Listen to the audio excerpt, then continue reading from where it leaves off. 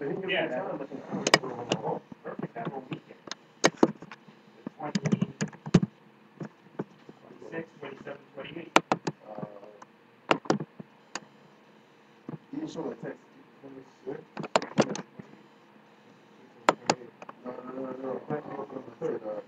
Hey, I'm coming. Yo, peace, Moors. Peace, peace. What's good? What's going? And I want to have that fan at the back of my head. Turn on this one? Yeah. I'll probably just open the door every now and then. Oh, yeah, okay, all right. Yeah. Keep dressing. Yeah, Moors, let's start up with the prayer. Yeah. All right, cool. Face the east, 5 on the left, 2 on the right. Allah, Father of the universe. Allah, Father of the universe. Father of love. Father of love. Truth. Truth. Peace. Peace. Freedom. Freedom. And justice. And justice. Allah is my protector. Allah is my protector. My guide. My guide. And my salvation. And my salvation. By night. By night. And by day. And by day. His holy prophet. His holy prophet. Noble Noble Islam. Islam. Peace, Moors. Peace. Here. One more. Getting it done. I want to say Islam to all the Moors. There's been there's been a lot of we're getting a lot of feedback and a lot of people coming home. So Islam to all those Moors that are taking the steps to come back home. As we know, Canaanland Moors Sunday class. I want to say Islam to the family that supported the show last weekend. You know, I heard Ghostface tore it up, Capadonna tore it up, and of course, you know, 1-0 and the family tore it up, did their stuff. Also to Islam to Brother Lanry for being the cameraman for the night. Because some of these things we gotta, document, make sure we have a hard copy, because it's a dying breed out there. When we look at all the people who were performing, yeah. When we look at the line of performers that opened up or whatever, and there's one conscious group, and everybody else is out there jumping around or whatever, and pants down here, and you know what I mean. You know that there's definitely sewage in the pipeline. You know what I mean? Trying to get this info to the people.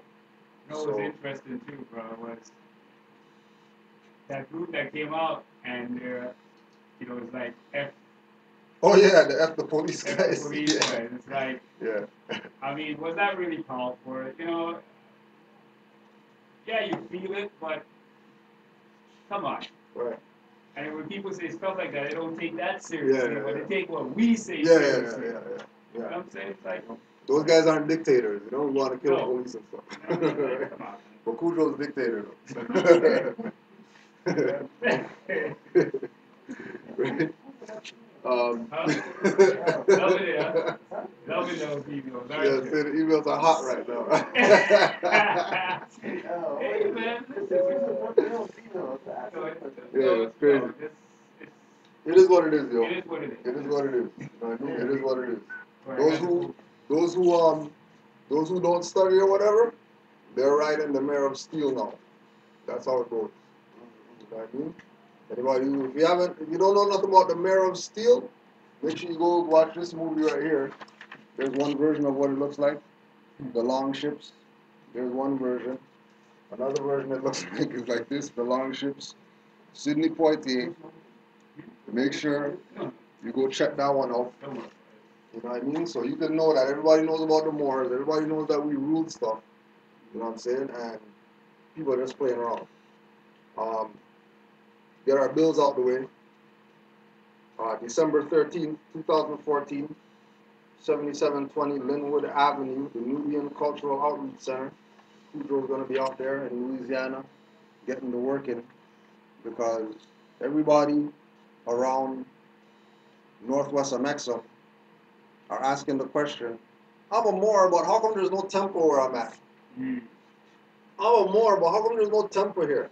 oh, more, could we belong to your temple? Because, you know, there's no temples around here, and we need to, you know, come back to the temple. Juali said, you know, join the temple if you have race pride. Oh, I have race pride. You know, how can I join? So don't worry.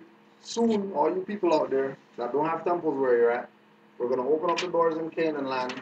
You know, Noble Juali said there are 16 secretaries and all that. Start recruiting. Yeah. Start getting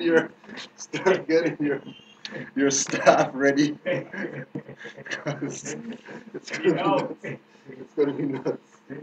Right? So that's December 5th. Islam to the Moors in Louisiana. Islam to Nubian Culture Bookstore.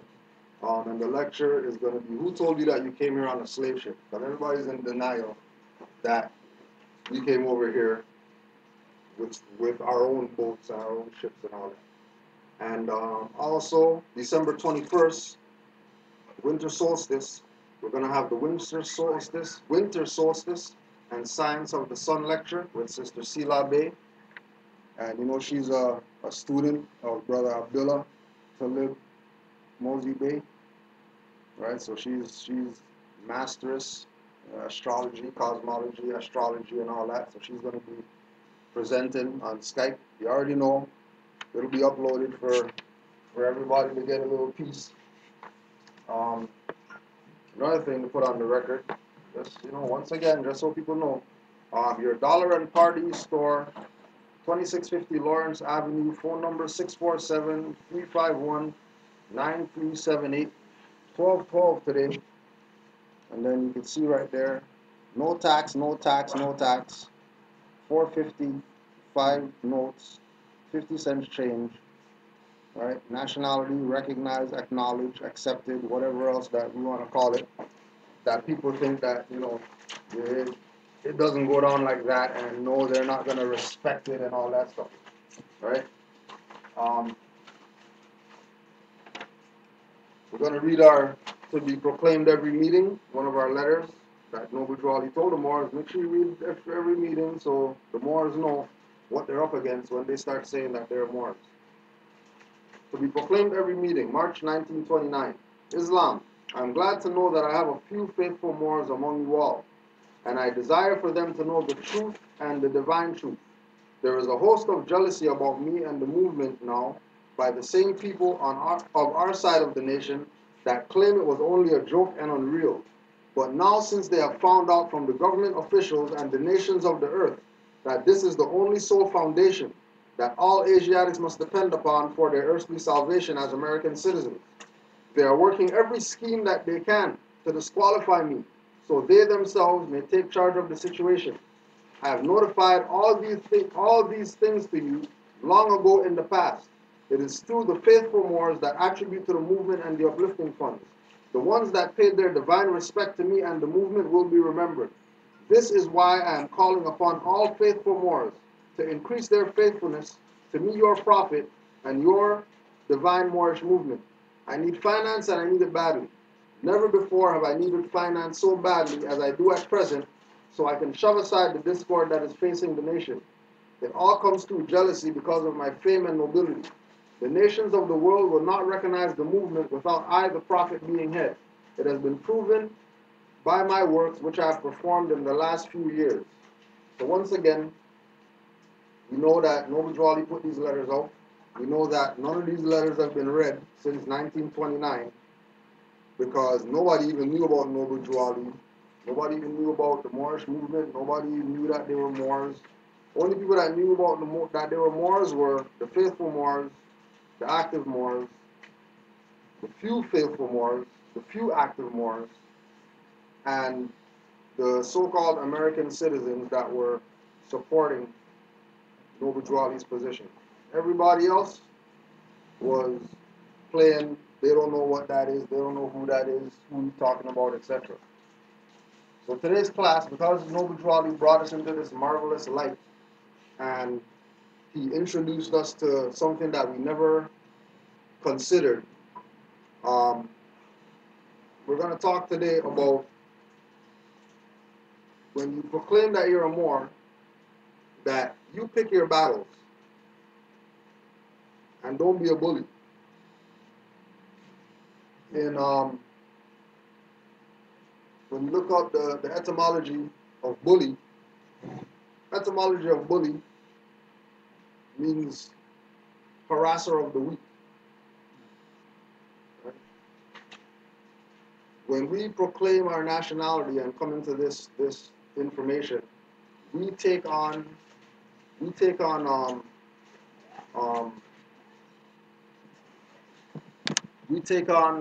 politically, we take on like Wolverine powers, you know, indestructible. We take on Hulk powers, you know, when we get on this information.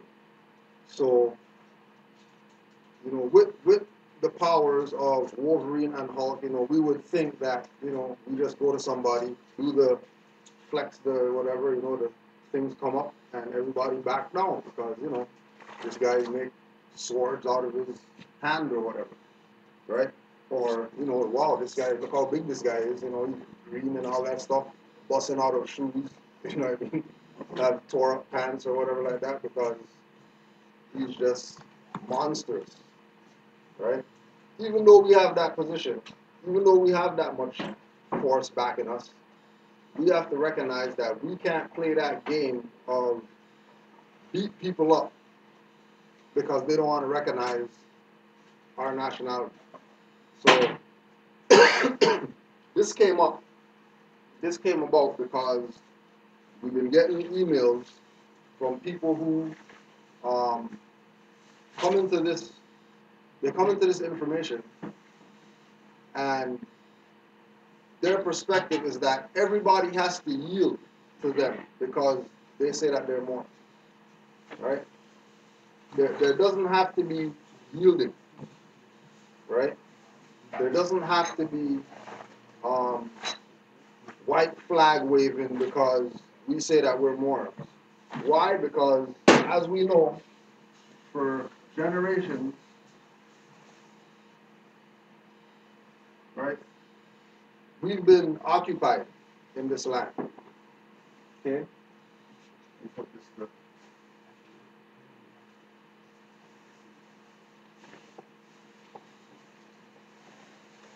We've been under occupation. Because we've been under occupation, our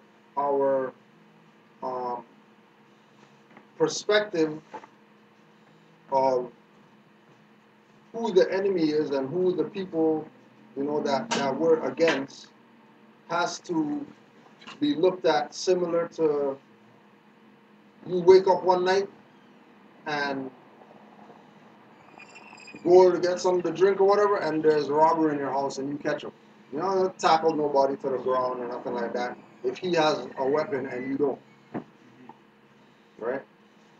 You're not going to put yourself in jeopardy to save a house or a car or some, you know what I mean, gold ring, gold chain that you got from your grandmother or something like that. But I think your life's a little bit more important. Right? So, being that we're under occupation, when we start exercising our nationality, there are people who don't want to hear that. There are people who are going to fight harder against giving us whatever it is that we want. And that doesn't mean that, you know, blow for blow, see who can hit the hardest. Because we already know we have the, you know, we have the blow that's going to let us win, right? But we have to start using our capacity to think a lot more in order to get certain remedies, right? A good example of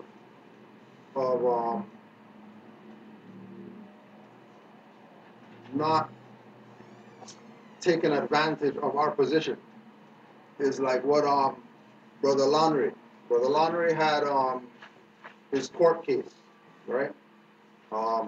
Dragged him out the car and all that stuff. You know what I mean? Scraped him up, knees scraped up, strip search, put in the cell, whatever, right? He took the position of these people aren't, bothering me by their actions. They're not going to get me to the point of, like Ferguson, go burn down some people's stuff because police beat me up. Right? And fight and march and picket or whatever like that. What we'll do is we'll just, expose them. And being that, I'm a Moor, I have the right to express whatever grievances I have. Right? When we talked about this, when he went to the gas station where he got stopped and they dragged him out. He went to the gas station people or whatever and told them he wanted the tape. They said, no, we're not giving you no tape. This tape belongs to the gas station. Police got to come get this or whatever. And only after the police get it, will we give it to you. He's like, oh yeah, okay, no problem. He went out, made a video, right? Called out all those people, lady's name who told him whatever, phone number, address of the place or whatever like that. A couple days later, stuff come in the mail. Oh yeah, you can come pick up the DVD now of the stuff. Before the police even got it. From the gas station. You don't send no writs or nothing like that, or demand something from them or whatever like that. You put them on blast. Put them on Front Street, you know what I mean? Shook out their stuff and laid it out. Right? Exposure. And that exposure, he got the stuff. How do we know even now that the stuff that he got was legit? Because when he went to court, so-called court, the judge is telling the prosecutor, how come your version sucks? How come I can't hear nothing in this? How come I can't make nothing out? How come? And he has all these questions about the clarity of the content of the video that they're trying to use as evidence against him. But he already put up the good version online, you know what I mean? So they could see exactly everything. I wouldn't be surprised if the judge went on, watched it, prosecutor, all the crew, crowded around or whatever, you know what I mean? The monitor, and they're watching Lanre's class on the fraud that these guys are running, right? This is, getting violated. This is not go put down a car they don't want to take taxes off. This is they dragged him out the car and all that, right? And they're trying to give him 120 days in jail because he kicked the officer, so-called officer, right? When the fact was put on the record that he only kicked the officer because the officer was holding him by the leg or whatever. He said that. Security guard said that. Well, yeah, okay, I understand why you kicked me because I was holding your legs. Well, then that's not assault on nobody. But they're going to keep playing the game, you know what I mean? They're going to keep doing their, because remember, because they're under occupation, nothing they do is legit. Everything they do is quasi. Everything they do is quasi. So if they say, okay, fine, we recognize your birthright and we bow to you and whatever like that, that's quasi. That's not legitimate bowing to you. That's a fraud recognizing something real. Which now makes that real thing a fraud because fraud recognized it if the real backs the fact that a fraud recognized this real entity. Right? When we go to stores and stuff like that, put down nationality card. They don't want to accept it. You don't gotta beat up those people, get mad at those people, write letters and stuff like that. They're a private corporation. They have a right to contract with whoever they want to, just like you have a right to contract with whoever you want to, right? And if they choose not to contract with you because they don't want to, acknowledge your nationality or birthrights, then they get no patronage. And it's real simple. They don't get any support. They shouldn't be getting support anyway. More than likely, that's probably some European spot that you shouldn't really be going to anyways. You should probably find a Hindustani spot, Sri Lankan spot, somebody else who has that service or whatever to offer, and go to them to get it. Because if you become a harasser of the weak, right? If you violate people because you have some superior perspective, most of the time that's going to come back around. And then people are going to say, oh, you know, Kuto's always violating people or whatever. That's because they don't want to hear nothing. That's different, right? The difference between how I deal with people and people say that I'm arrogant or I'm a dictator or whatever to people is different. That's not bullying. Because all these people who we talk to that don't want to accept this reality, that they're Moors, they're Moors.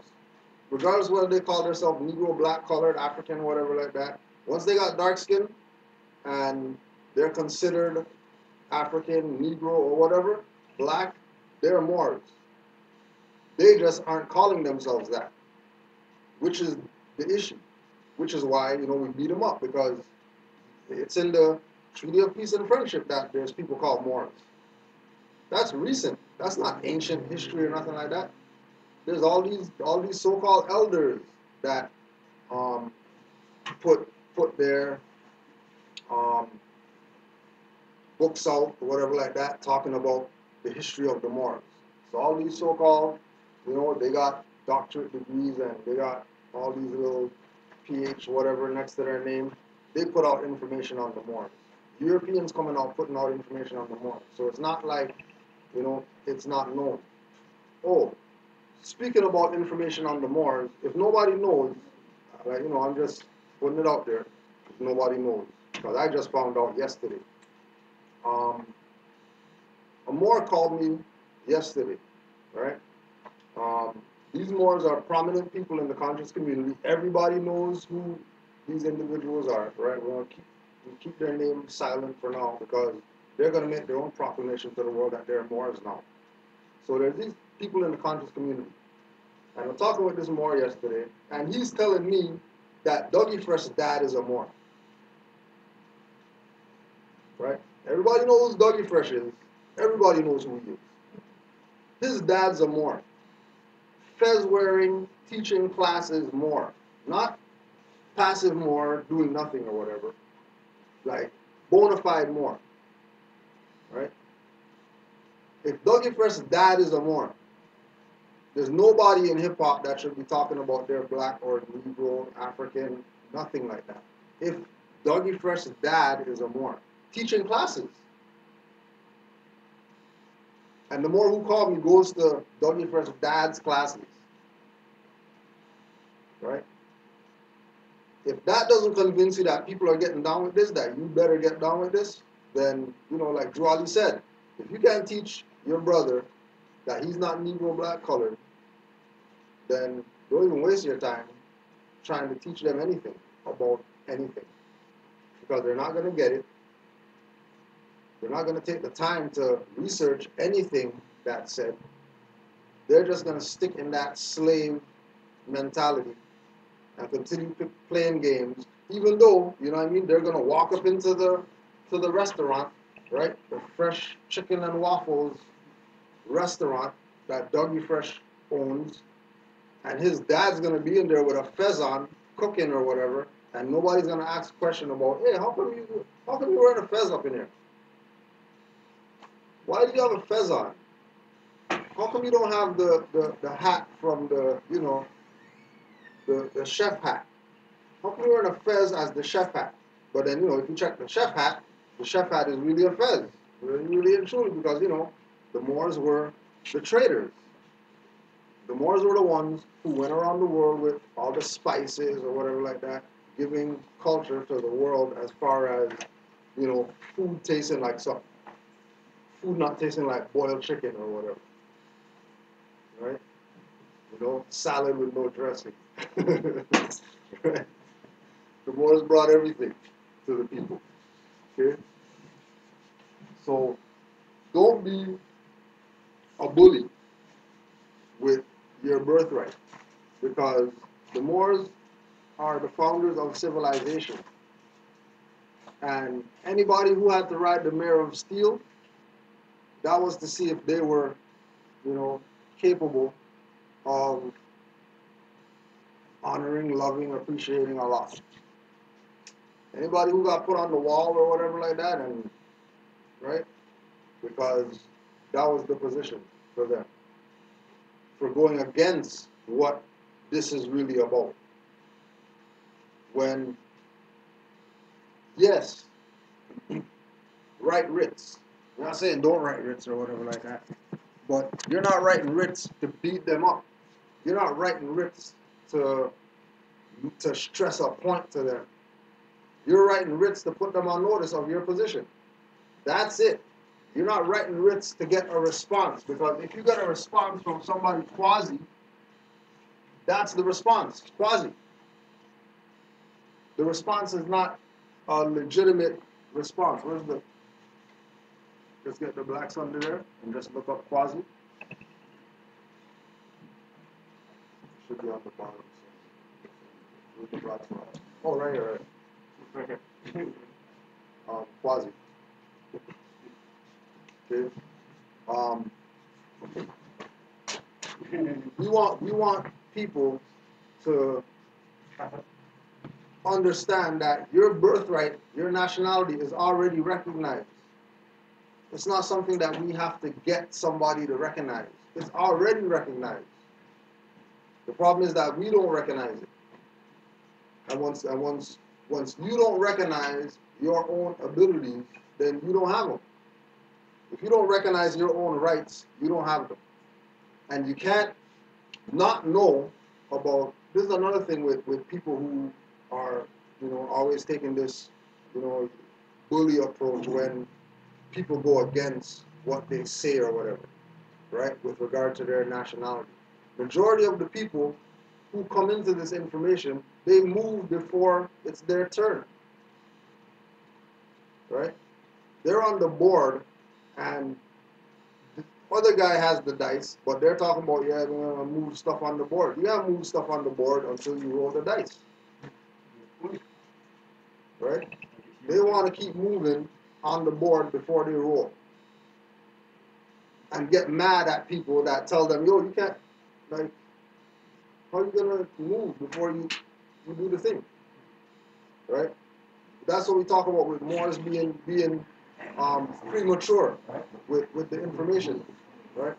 Peace, love, bro.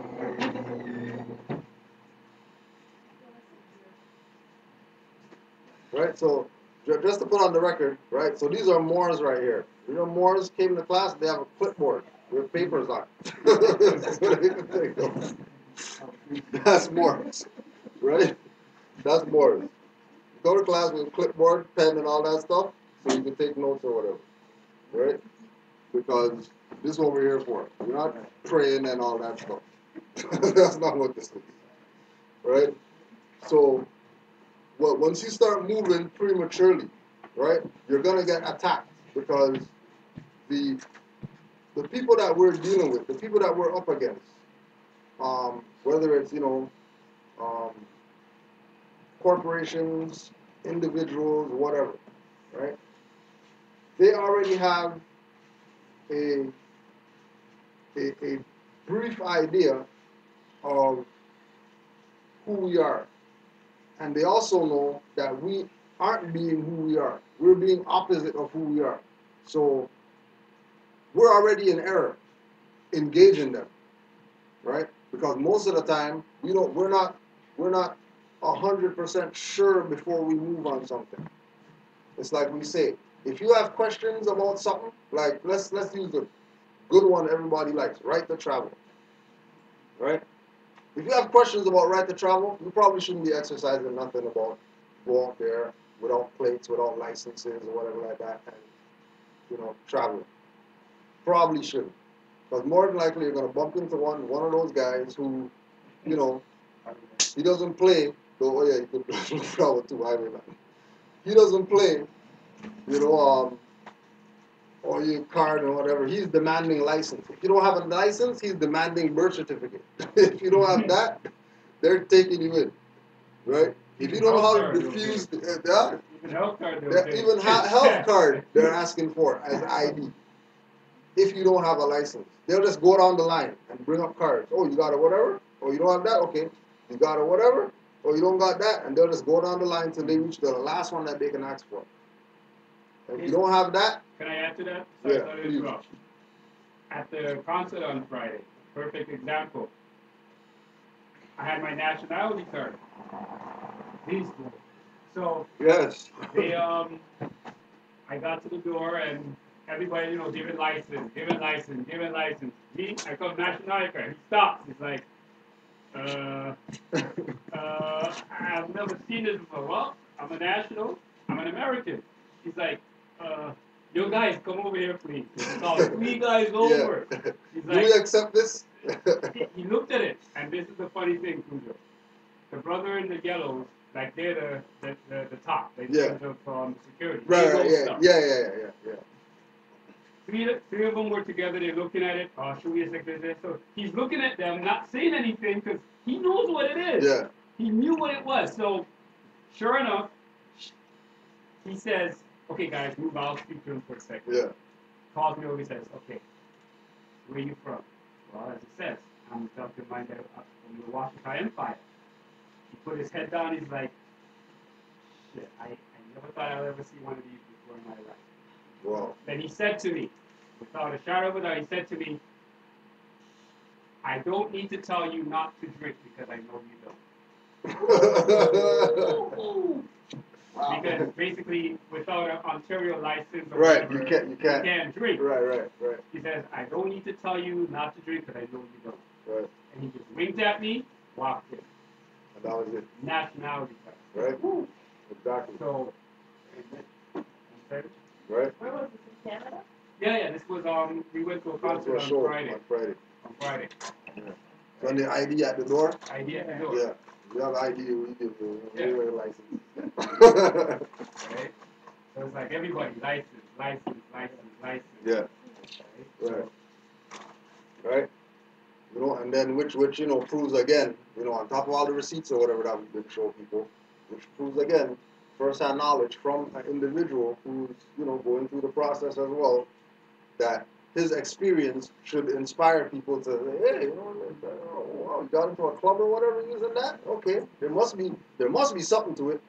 If guys gonna say, okay, you guys don't worry about it, I'll handle this, you know what I mean? I'll deal with this guy. You guys go deal with those Negroes over there. I'll deal with the diplomat. Right? Because they know. Right? You got Quasi? Yeah. Latin as if, almost as it were. Analogous to this term is used in legal phraseology to indicate that one subject resembles another, with which it is compared in certain characteristics, but that there are intrinsic and material differences between them. And big now versus Garrett in some cases. It is often prefixed to English words, implying mere appearance or want of reality. It is exclusively a term of classification, prefixed to a term of Roman law. It implies that the conception to which it serves as an index is connected with the conception with which the comparison is instituted by a strong superficial analogy of dimples. It negatives. And legates? No, negatives. Oh, negatives. Yeah, it negatives the notion of identity, but points out that the conceptions are sufficiently similar for one to be classed as sequel to the other. As to quasi affinity contracts, corporations, crime, delict, deposit, derelict,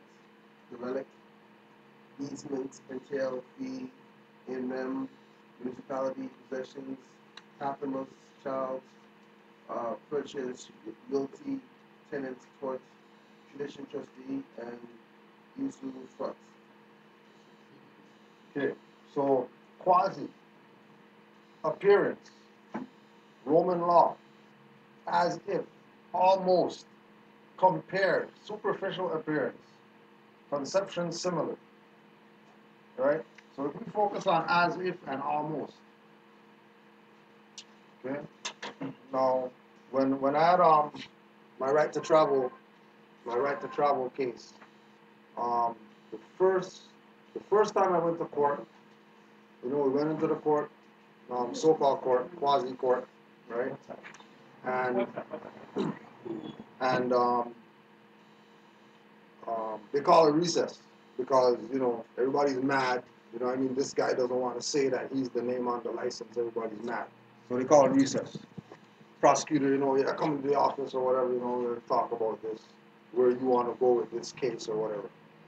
So we go to the office or whatever. She's, flapping, talking about legal this, legal that, whatever like that.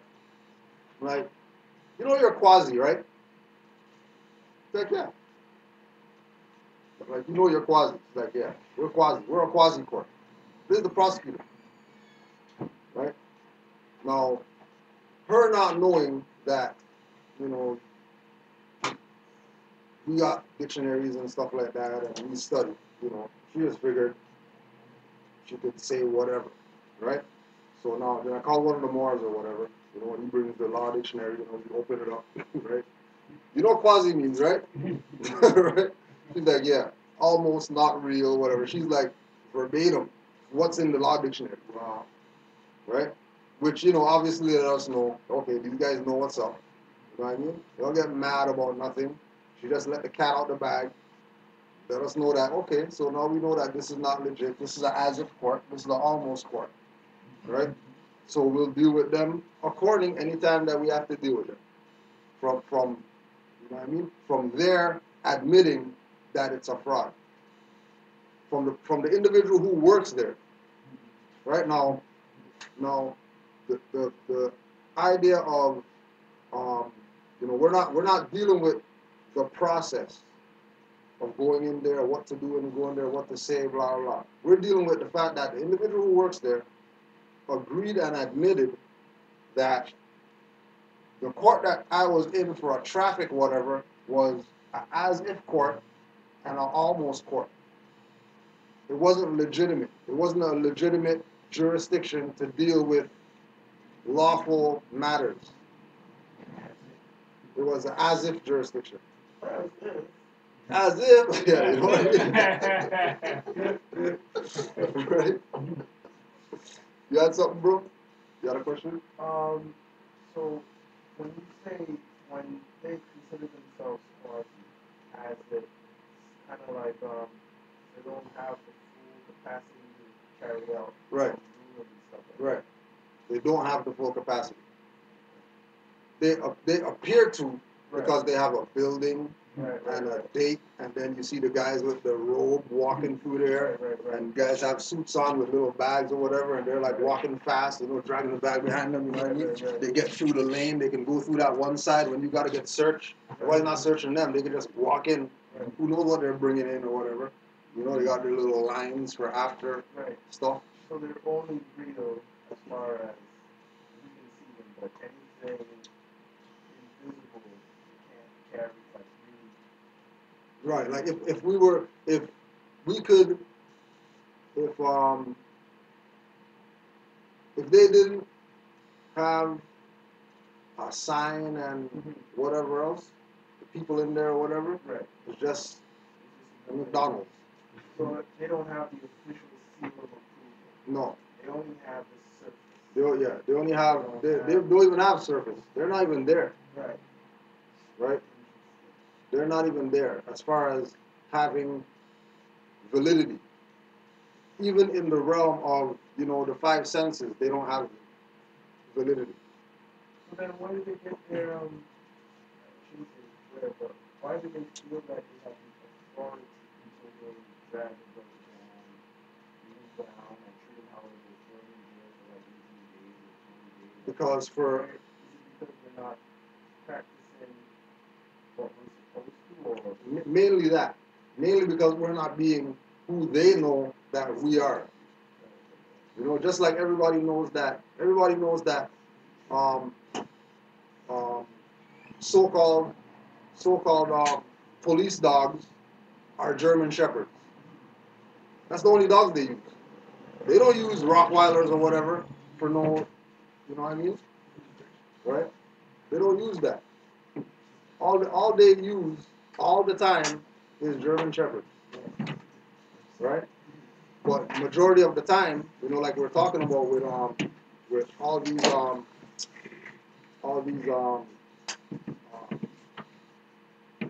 crimes against our people that happen, and they bring those out.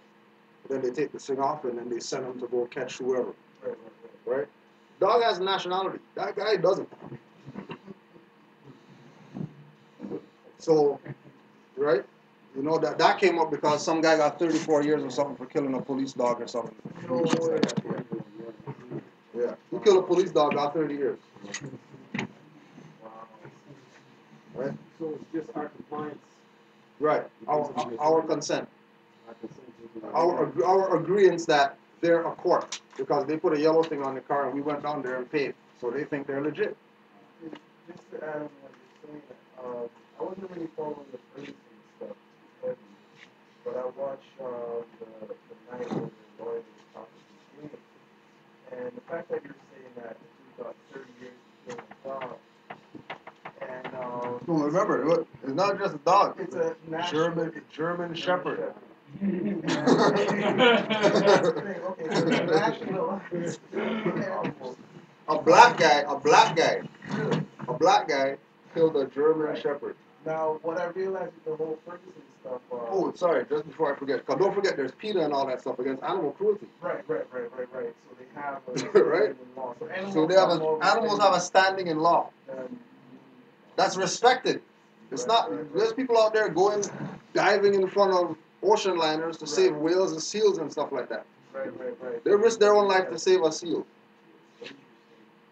Because what I realized, and that's when things really started sinking into me, was when we started doing that march, after on their way to burn things down and do whatever they have to do, the female reporter, what she said was, they are being corralled. Like, those were her words. She was going on CNN. I'm like, whoa, this is what you do with animals. Right. This is what you do, flocks and whatever. So they're literally being, like, those were her words. They were being corralled. And I was like, wow. But what what particular animal do they do this to? They do that to cows, cattle and stuff like that. Whoa, yeah. wow. And that's what, like, clicked me, like, started making that connection because it just blew my mind. Like, literally, it's in your face, and these people are still pumping the black power. Yeah. And I'm like, guys, you don't have a nationality. You are shadow. And that's what really made me like, this stuff is for real. Like, this is no joke. Like, they really are treating quote unquote people like animals. Like, literally. But again, just like the brother was saying, because of consent, that's what they are. It's not we think that they're that, or we're assuming that's what they are. Right. If they're corralling them, they're this. Right? They're cattle. There's steaks on the table about to get cut and or whatever. And those were the words that she used. Called, they are being called out. And going under the bridge and stuff. And they're saying it. They're saying it on what was that, CNN or whatever? CNN, right? Yeah. CNN, right? Yeah. Right? CNN is what? Number one or number two? News network or whatever? Yeah. Whatever. Number two. They got a small viewing pool, but okay. But they're getting the word out. Yeah.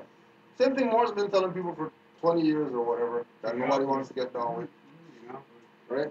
King Alfred plan. Put that up there too. President for Executive Order 11-4 11-409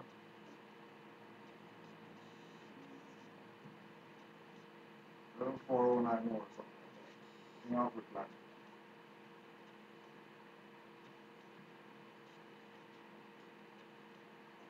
So they already know what's up. Right? They already know. Our problem is that we don't want to accept the reality, so we become victims. 11-4-9. 11-4-9, that's what it is. Why about you say we didn't tell them? You know they're gonna say it too. How come you guys didn't tell us about it? Right? So it's and then with the consent, because of the consent, right? Whatever else comes along with this, they're victim to. Not just the shadow part, and she said corral, so that means that they're shadow, okay, that's it. Whatever else comes along with this, stateless, you know, void of rights or whatever, everything. No, because of the people consenting, they fall under the jurisdiction of the shadow or whatever like that. You're consenting to being chattel. They're consenting to being shadow. Through the fact that they are not. Yeah, that they're taking not. their status. Right, they're not. Yeah, they're stateless. Right. Yeah. Because they take the position of But being no, stateless or not having a But status. I mean, I guess that it's not, in a sense to me, it's almost non-consent, not consent. Yeah. I think just to add on, it's kind of like all rights reserved. The fact that they're not saying that they're not, as you guys have all been saying, it's automatically what they use having those rights. Right. So on and so forth. So that's where the consent of things coming from. Well, you know, another layer of consent is assumed jurisdiction, right? Because they have to, in order for them to say, in order for her to make the statement, they're being corralled.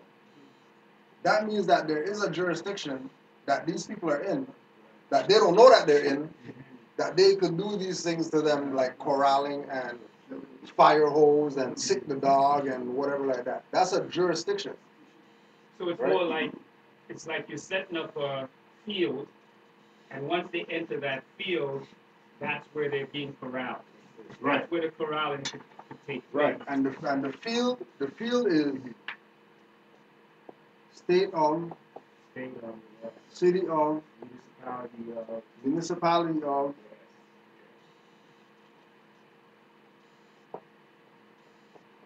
right? And anything called something of, or country of, anything called of something is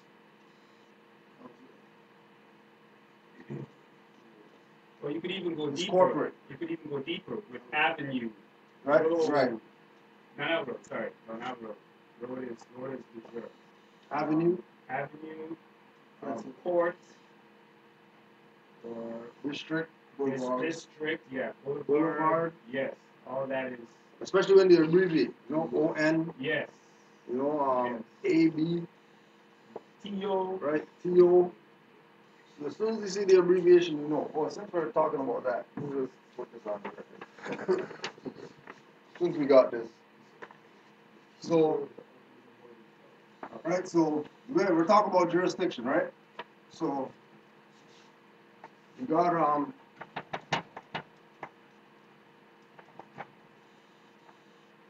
you got access to something called procedure book, right? And then it says procedure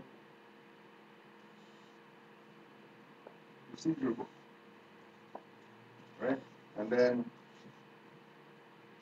it has a line right here. Then it has money written here, money written here, money written here, money written here, and then something written here. Right? And there's a line, and money written here, money written here, money written here, and something written here. Right? This is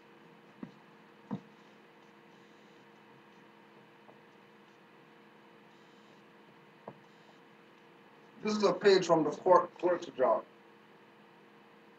Right? So the court clerk, this is what she has on the stuff when she's writing down, and then we're looking at her and see she's writing or whatever like that. This is what she has on the paper. No. She doesn't have the case of something or, you know what I mean, papers or whatever. She has this. What's this? Ledger. What's a ledger? Banking. Accounting. Banking. Banking private side. Which is why they can make the statement that they're quasi.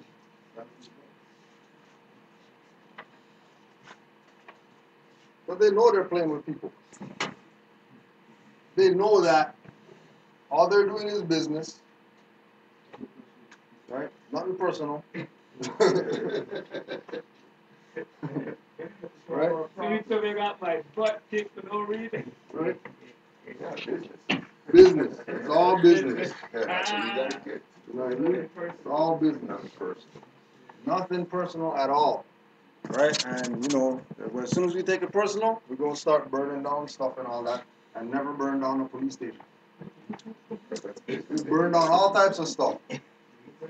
Never burn down a police station.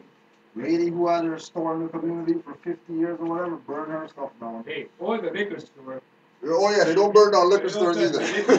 the They don't burn liquor down store. They don't burn down liquor stores. They don't burn down courts. They don't burn down police stations. But they burn down everything else. And then still get mad after when people don't respect their position or whatever like that because it's not legitimate, right? It's a fake position.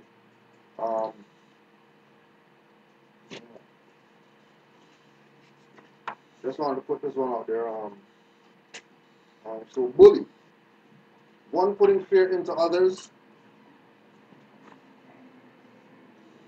One putting fear into others, less strong than he by rough, cruel behavior. Okay? Now also too, remember, right? Comes back to the same thing that we were talking about being classified as shadow. Right? Don't forget that bully is also weak. So you do not want to be a bully because you still classify yourself as shadow. Right? Just wanted to sort of stay on with the combatant. Yeah. Right. Any questions right now? Got it straight? That's the point when you were talking about Ferguson. We now got them marching to Missouri or to Missouri. It was Where in- the capital, wherever that is. And I realized what happens whenever the energies start to get to this level, they get them focused on marching. Right? Which is just to diffuse the whole thing, right? So they're supposed to march 180 kilometers. Why don't they just get in the car? Right. And you see what I'm saying? All of that is part of the whole to sort of assimilate or to sort of spread out the energy. Right. Yeah, spread them thin. This is even important about Missouri, St. Louis, Missouri. The Dred Scott case was in St. Louis. Right where they're marching, doing all their bull, is where the decision came down that black people are not citizens of this. Same energy. Right. Same energy. All those so-called plaintiffs are marching in error. All in there. All of them in error. That people can't march. Yeah. Right? Yeah. So they really think that they're alive marching around, They don't listen to right? But Then all of that energy, if they were to all nationalize, all of that would become something new, something else, right? and it's that simple. but it's no energy at all. You can't create life or death. Actually, you don't see it. They can march as much as they want, but Yeah. if you're all classified as a corporation. No, but for example, if tomorrow all of them nationalized, let's say they nationalized right now as they were marching, they would then become a different entity. It would be a different frequency now. But they know they're not But supposed to they march. wouldn't be marching, you're right. But when you become that, like, however, I would say this, I don't have thoughts. However, when you become that, you are your own entity. Because that entity cannot speak. Right. That's what I'm telling Yeah, I you. see. I see. Right. Right. So with with dealing with the battles that we have to, endure, right? We have to know without a shadow of a doubt, like Brother Taliesin says, when in doubt the lights will go off. So we can't have any doubt whatsoever with regard to who we are, what our status is. You know what I mean? As soon as you have doubt, they have leverage to come at you. Even just a little bit. They'll use that little bit of doubt. So when Moors claim that they know stuff and then they get challenged and they're like, oh man, let me go check and all that, you already shouldn't be doing what you're doing because you're not ready. You're not there yet. You're not high self-law and master. I self-law am, but the master part, you still need do some stuff to get to that level, right? Okay. We want to make sure that we analyze these things from the perspective of where people are and where they've been, so we can get a clear perspective based on experience that people's had. That's why we always tell people that, if something goes on, put it on video, put it online. Because that experience is going to allow people to see something, recognize something or whatever, right? So I want you to talk about the stuff from that went down. Yeah, right? Because we go back and all that stuff. I know that you could have dealt with all those guys, right? On the level of, people talk about, beat the system, whatever like that. You know what I mean? Like, this is a man who will shake people up and stuff like that. You know what I mean? No three people are holding man down, right? It doesn't go down like that. If three people hold him down, it's because he acquiesced for, children or whatever like that. You know what I mean? He would take out people. Right? It was just about to happen. Right. Pepper spray got the saying? best of me. Right? So just you should put the name on the record so people could, online could go check it out. And for some faces I see and I do recognize here because we've all been around and we're all gracious of God to be here to see these things. It's happened before me and it's going to happen during my time and it's going to happen after my time. It's when we wake up and know that we're not dead entities, we're the living, the being of our Father that's heart in heaven. Whatever you want to classify yourself, and it's going by corporate nation. No disrespect, because I'm here to teach them, and we're all going to learn from each other. Because, as he says, he's my brother. What took place with me in the gym was I started awakening a few months before that. When they're telling people there's the end of the world's coming, no, it's a spiritual awakening. This is greater than materialistic things. This is greater than anything else. Because when you're truly free, you're free of the mind. You can do whatever you want. I walk down the street, I smoke, I don't have that fear, whatever. Because if you lock me up now, it's a civil procedure. If I know how to do civil, I would know how to conduct myself, articulate myself. Before, as I said, when I was younger, since of being physically gifted and being strong, I thought with my mouth nothing could ever happen to me. But like I tell people in these times, it's so great that there's a camera in the world now. We have smartphones, pull it out. That's your best evidence. It's called hard evidence, hard facts. Cameras don't lie. The only thing what they cannot do is talk for you.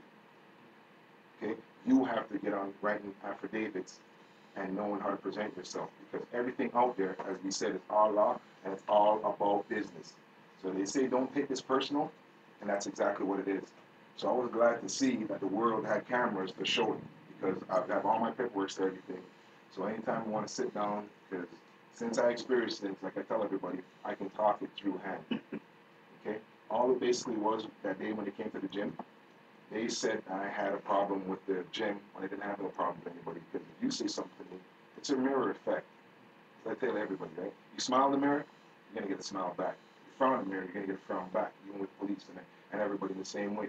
If you start getting, like you know what I mean, standing up for your right, then they start getting that way too. So now, as I start to learn, you have to learn how to conduct yourself and how you're going to transcend your business. Right? Because some of them, they really don't know what's going on. I thought all of them knew what's going on, but they don't. Okay? Some of them are stupid, stupid, stupid. And you guys have to pay attention because they've been carding us since we went into public school. The one that's been pedophile in their family, that's been whipped, beat, chained, that's been traumatized, they use them to corral and mold others around. So you start feeling this resentment. It's the energy that goes back and forth. We are energy beings.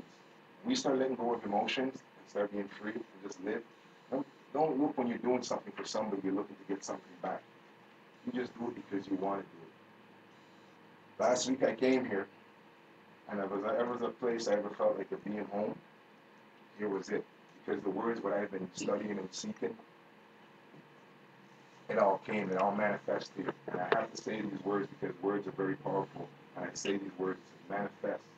Only a real man can make things come to life. Because he brought it to life, and that's what they use, words and word semantics. I hear everybody uses different law dictionary, which is great because it's words are what they use to trap us out. Their words are like equivocal, two-meaning words. What you think of what it is not what it really is. And in court, it's very, very powerful. In business out here, yeah, they can play with it and get away with it because the only thing that gets people is the signature. When you're signed by nature, you're giving away your nature, and we have rights. There's a lot of things where this thing gets deep because we're in Alice in Wonderland. And the more we dig and find out the truth, is the more you're going to get to find out, do you really, really want to know the truth? Exactly. That's what I say to people. Because I used to be 217, 215 pounds walking around. And believe me when I say to everybody in this room, if I thought there was a man on this earth, not even Mike Tyson could beat me, I was shorted. So that's why now people know me from East West and Scarborough. It wasn't about bang bang this before we started pulling out knives and everything. Because I was saying to my friend today, when you get locked up in a cell, there is no bang bang. And you might not have your buddy that might have a shank for you. So when that guy says he's going to get at you, what are you going to do if you can't defend yourself? With your hands. Martial arts, as I always say to everybody, is the best to calm the mind, and you know what your body's capable of doing. Because anyhow you carry your weapon out there, these guys now in the force, they're going to come even harder. Because now what's set up now, it's turned the whole world against because they know there's a spiritual awakening in 2012. They knew it was going to happen. Because running down at the cusp, we're transferring over, and who's deaf, dumb, and blind that can't see it, they're going to remain that way. The ones that are spiritual awakened, they're going to try to silence our Rex 84, all these ones like him, my brethren speaking here, myself speaking, the more we start getting the word out, remember the great one that took forth, his name is Yahshua. Or you can say Jesus, whatever you want to say. He was an actor just like us. He told the same thing. If you listen to his word, if I tell everybody, go read the Bible, you'll get to see. Even when it comes back to Muhammad, listen to those man's word and see what they say, and you'll see how much powerful or how free in their words are. Because remember, there's nothing new under the sun. They've already done it before us. We're just waking up. Start looking at the words, you're going to see how powerful. Because all this, I didn't figure this out on my own. As I tell people, praise your ancestors, your forefathers that done this, that's the fight. You're wondering what they were fighting for. There's no equal rights. There's none of that. Your rights is what you stand up on. If you sit down, you don't got no rights. As Bob Marley said, you got to stand up. There's been many of our ancestors that have been showing us little dabs and little blots and blots. I'm pretty sure a lot of us in here can start seeing the picture now. When I started seeing the pictures, I said, oh yes, that's what took place to me. Because I don't walk with ID. I don't drive with ID. I travel. I don't drive. I'm not in for commercial gain. When you come to help me with something, I'm not charging you for money. You're just going to donate something to me. Well, that's good. So I don't have to claim income. I had to start really learning the law. I had to break right down, to go right back down to the ground, to the basic. Because they say everything starts from, close your eyes, and then you know that's the beginning. That's the darkness. When you open your eyes, you're like, what's that? Oh, somebody told you the sandwich, you believed it. Or somebody told you that's you believed it. As I said to everybody, you start believing everything, and you never question everything. When you start asking questions like I have, this is what happened. The world got to see it. Because when the cops came to me that day in the gym, they came for trespassing. How do I get carried out? I didn't hit nobody. I just told them, give me the trespassing ticket and fuck off. Oh, maybe I shouldn't have said it that way. No disrespect. But as I learned, as I said to them, that's a statute. That's a law. I'm not in your jurisdiction. I don't work for the corporate Canada. Some of them don't like that. Because they're ignorant. They're going to have to speak to their superior and get a sergeant in here. After a while, it took me a while to learn everything. Even to court, when I went to procedure after that. After when that took place in the gym, they brought me to court from February to October 47 times. My mind wasn't right, you know. I'll admit, I went through a lot in the last 3 years. I've been through a lot. But one of my brethren said this the other night: stand up and fight. What else do I have to lose? Lost my house, my family, my car. I've lost a lot when you stand up. And I'm not the first one. Bob's told you. Many more will fight you down when you see the what? The light. Light. Because we are all spiritual beings. We are the children of the light. There is no black. There is no white. Forget that. Just say when you close your eyes. And I tell this to everybody. Oh, so you're a black man. No. Close your eyes. I'm a man that's speaking. That's what you hear. Man that's made in the image of my Father. That's it. But we know we are who we really are. Because anything that's great on this earth came from darkness. We brought the light. Because we are children of the light. And enough people don't get it. Allah tells you, we're the light. No, you see, we're all connected spiritually. I don't know if you want to say we're Islam, we're this, we're that. Our identity, that's what it's all about, has been stolen. Bob's already tell you that. Old pirates, yes, they rabbi. Yes, they're rabbi. Yes, it's called privacy law. I had to learn the whole law. This whole thing is all about law. Everything inside out. Remember I was talking to my brother last week about sovereign. Sovereign, he's the man that stands and owns the ground. When you take off your shoes and your fruit shoes are rooted in the ground, you're the plant that tree, but they cannot move. They know that. I got words I study so much, certain things I can't even remember because every day I'm learning more and more because this rabbit hole is very deep, my brothers. So this is, when I see so much things and I see it in itself, and that's exactly what it is. No one's going to show you unless you're ready, you really, really, really want to know. And every generation, there is one or two that'll stand up because that's what it is. It goes by a generation. It's because of what we left for that generation. That house will fade, that car will break down, all those things. But words last forever. That's why I get to know you want to be immortalized. It's your words. And how greatly are it's going to encourage the next generation to build on that. We all have choices to do out there. We can go out there because we've all done it. Did crazy things when we were all younger. Because we see a lot of people in here that I've seen around the faces. Even some of them see me on the ball court. So we know we've done things. But it's not about that now. When we reach this certain age now, we start making that switch on what do we really want to do. Because the unit's going to work, and I'm showing people. Okay? There are some white people that don't know what's going on. Some Indian people that don't know what's going on. Because it's business, and I've come to realize a different custom because I've also traveled a little bit to get to realize every one of the countries where you go to see, and I haven't been all around the world yet, but everywhere you see where there's dark people down the bottom, because I sit down and talk to them. Everywhere I go in that society, it's always the browner skin or the white skin up on top that's profit. With us down the bottom, there's nothing profit. I tell everybody it's about business. It's about how you act out there. Because all this is acting. We take it too real because we're emotional. I got written me off. Guy was standing there. You be getting all upset, and now you're saying, "Yo, I'm gonna punch you in your face. I'm gonna do this to you." Is that a threat? That's all they want to do is hear it, and they start acting on it. Everything they use as a threat. Meanwhile, they'll provoke you. I'm gonna say to my children, if you pass the fence and you're poking that dog, and you're poking that dog, and next thing you wake up one day and that fence is open and the dog is standing right there, and it goes by, you think that dog ain't gonna bite you? It's gonna remember all those provokes you. So until you don't provoke them, you can go through, because in the end it's business. We always gotta know how to move or work our business, whatever we're doing. Because you're gonna say that guy's doing, he's doing bad and this and that, this and that. But what is bad? That is your judgment call. You've all heard this one. Judge not unless what? He used to be judged. These are from all the great books I've read. I can tell you, you can read from the Quran, you can read from the Bible, you can hear from everything. Even Bob saying, them killed Jesus. What does that tell you? It's a Babylon, Roman system, whatever you want to call it. They're the one that's still killing us. When a man speaks, when a man stands up and speaks, he can get you killed. Martin Luther King, Malcolm X. When you stand up. You know, some people might say those guys are pansies or this way, but every man had something powerful to say. You just got to look into it. When I started looking up about Martin Luther King, where he got his doctrine from, is a Roman other man by the name of Martin Luther. I started following on him. He broke away from the Roman Catholic Church to start the Protestant. And you should go look up the canon laws of Martin Luther. And Martin Luther King. You look up his laws, he was basically saying to people, you are yourself, you're free, you're God in your own essence. Don't follow churches and all that. And you know what, when you start speaking up, they're going to kill you. Kill him too.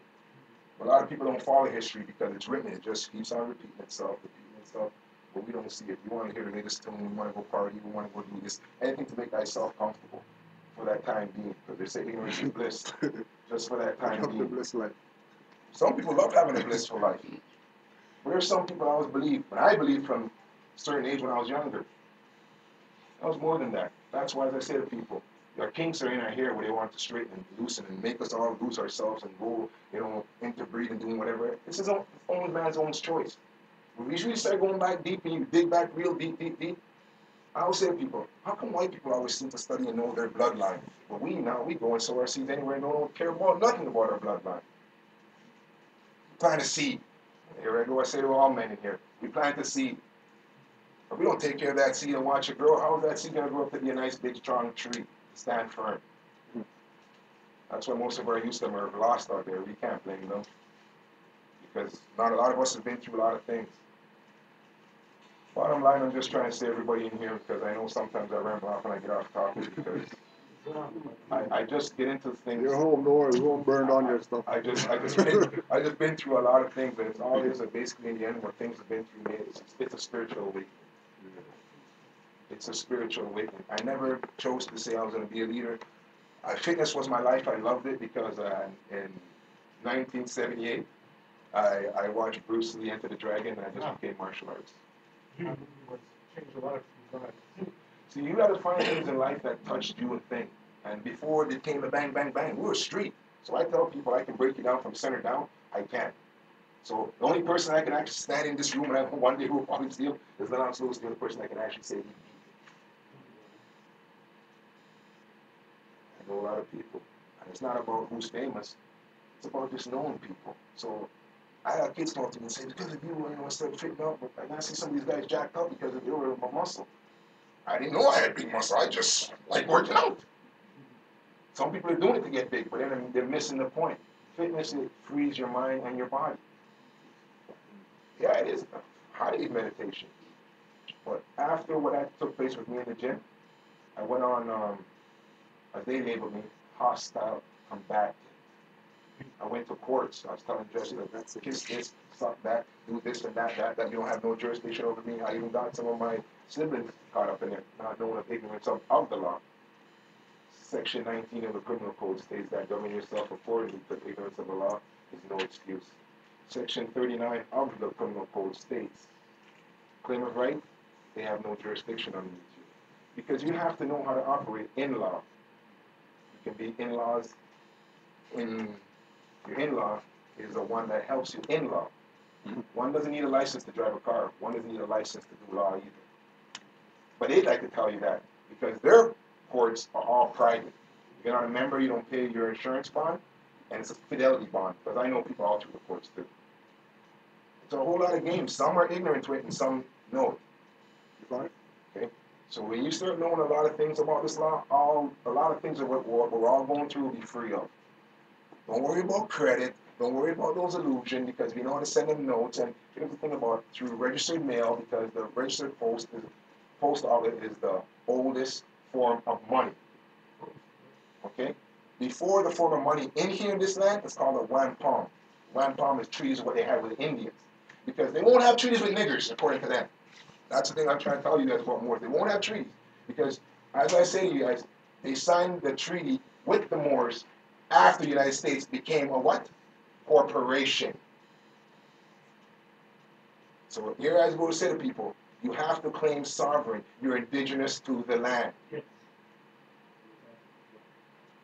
I've been through a lot, my friend. Before when I put this out, because I had a website and I put it out. And then I started seeing about, somebody said to me, when you open that door, you don't know what you're letting in. If it's demon, heman, sheman, you have to be careful. And you see that's happening out there. I'm not lying. Your eyes don't tell you lies if you start realizing the lies that's been told. You start waking up. Question everything out there. When an officer comes to you, just simply ask a question. Just ask them questions. Pull out your phone and just say, officer, I'm not too clear with the law, you know. Can you help me? Because you're supposed to be an officer of the law. And when you start calling them out, you see their whole tone and everything, just think. Don't be belligerent to them, even though if you start getting things. Because the worst thing what these don't like is that they got dummies working for them. And they're coming back telling people, and then they, yeah, this guy said something I didn't know nothing about it. They feel like dummies. But I made them look that way. You know that they get those people purposely In that capacity. In that condition. Capacity.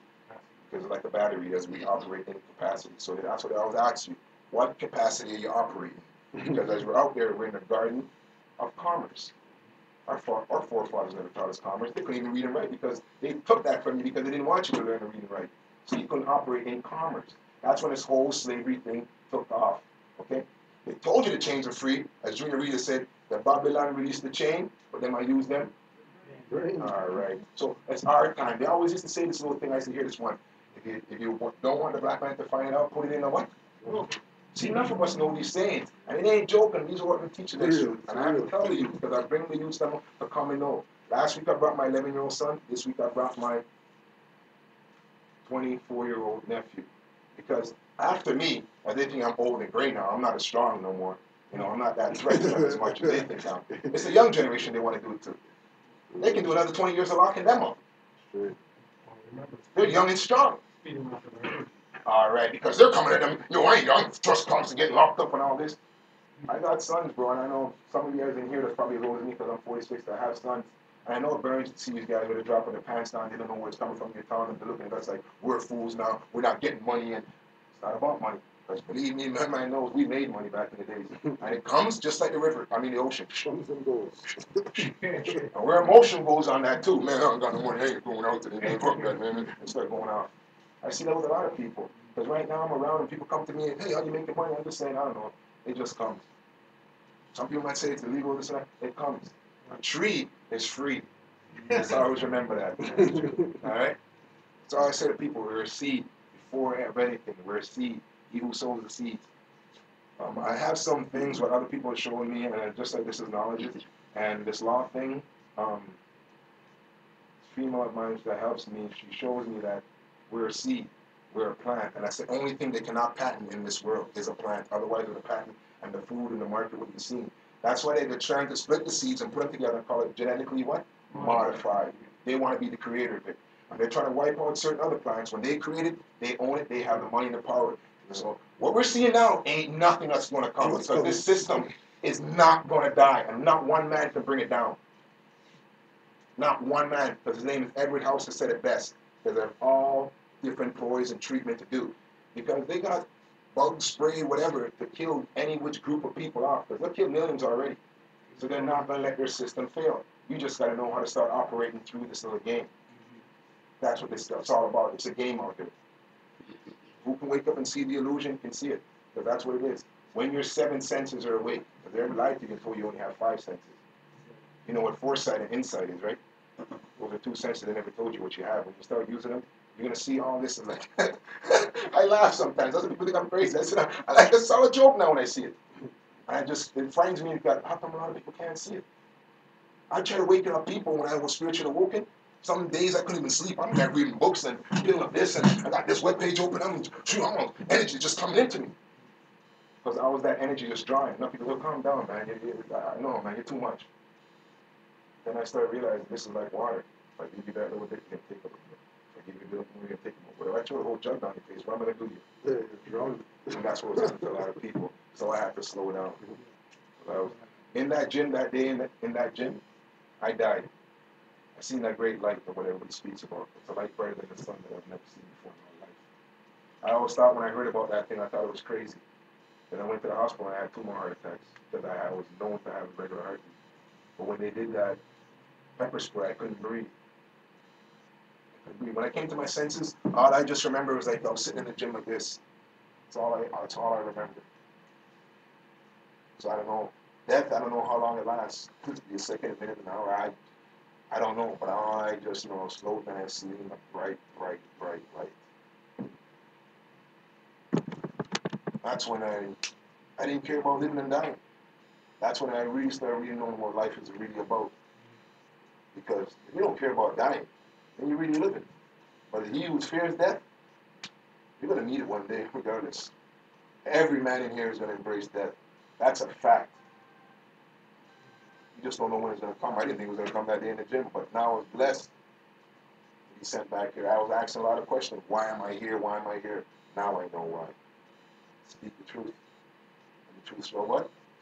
Make you free. I can't say nothing more than that. Not to that. No, my brother. Good, thanks. Thank you. We just we got some couple questions. We'll just hit a few of those up. If anybody else has something, feel free to put it up where you're at. Hostile combatant. Alright, hostile, having the character of a enemy standing in the nation of an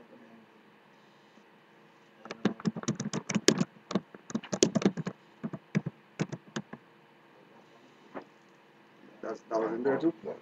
One among Jews of Indians, how they traded before money and they did it with the English. See, these guys want to run a missionary to colonize the place. Either they go under the Roman Catholic place or the Christianity. It's all the same. Look up missionary.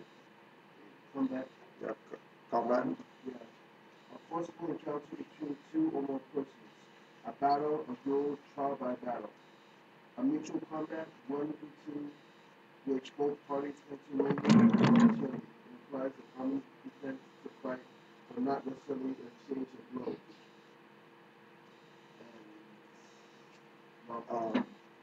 That was in there. The one problem was in there. All right. Okay. What's the spelling? WAMPUN.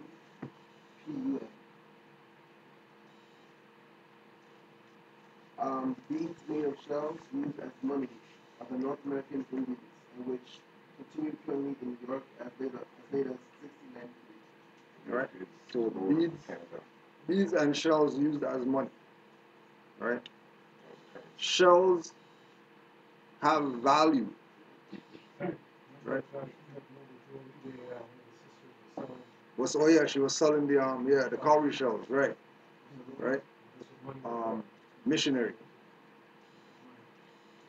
Right. So because the shells had value and the Europeans had nothing, you know, it was easy for them to get stuff. You know what I mean? And then remember too that, you know, when they talk about the trading, the only thing that European had was, you know, fire water and, you know, syphilis blankets or whatever. To trade for beads, shells, gold, you know, whatever tangible things that we had that had value, right? They were able to obtain those things. I think what's interesting too is I think someone over here talks about sort of trading money. I don't think back in that culture was there money? Did we have money as it was I mean, we had the same stuff. Trade. Yeah, trade. Yeah, trade. Because we weren't spending gold per se, spending silver. It was much more of a trading sort of. It was a trade. Right, bartering. Yeah. Right. Exactly. Missionary. The term missionaries, as used in the liquor trade, applies to men employed to visit saloons throughout the country and craft liquors of particular manufacturer, so that salesmen of wholesalers and jobbers will find the way to. Sorry. The term missionaries, as used in the liquor trade, applies to men employed to visit saloons throughout the country and craft liquors for a particular manufacturer, so that salesmen of wholesalers and jobbers will find the way to trade for around Morocco and Saudi. Right. So, how come certain people use the term that you know they're missionaries, right? They use the term that they're missionaries, but missionary has to do with liquor or whatever, right? Because everybody is like we've been so dumbed down that they could say whatever and, you know, we'll just go with it just because, you know, it sounds good or it has a frequency to it or whatever like that, you know. But once we start getting into the studying and you know, researching, we find out that, you know, our eyes been closed the whole time, like the brother said. You know what I mean? Closed. We don't even know what we're looking at, you know. And we start getting this information, and then we become the, you know, black sheep or whatever like that. You know, everybody cut you off. They don't want to call you no more because, you know, every time they call you, you want to talk about Moors and all this type of stuff. Why you talking about law and all that? You can't just go watch the game or whatever, you know. That's what it You know, is. right? I lost a lot of friends because they don't want to know. They don't want the knowledge, You know, they just want to sleep. They don't understand because, in the bottom line, and this is why I say to a lot of my people I go around. I go through a lot of communities and I sit down, you know, and I ask them. You sit down here and argue. And in every room I ask everybody, who owns a business in here? I'm gonna ask everybody in here, who owns a business? Okay. Who's a director in your business? Who's the treasurer in your business? Okay, so you're sole proprietor. Are you in court? Okay. If you're not in court, then you don't know business. No disrespect to anybody. Okay? Because when you get in court, then it all becomes about trust. Because you're going to have to trust certain people to do certain part of the business.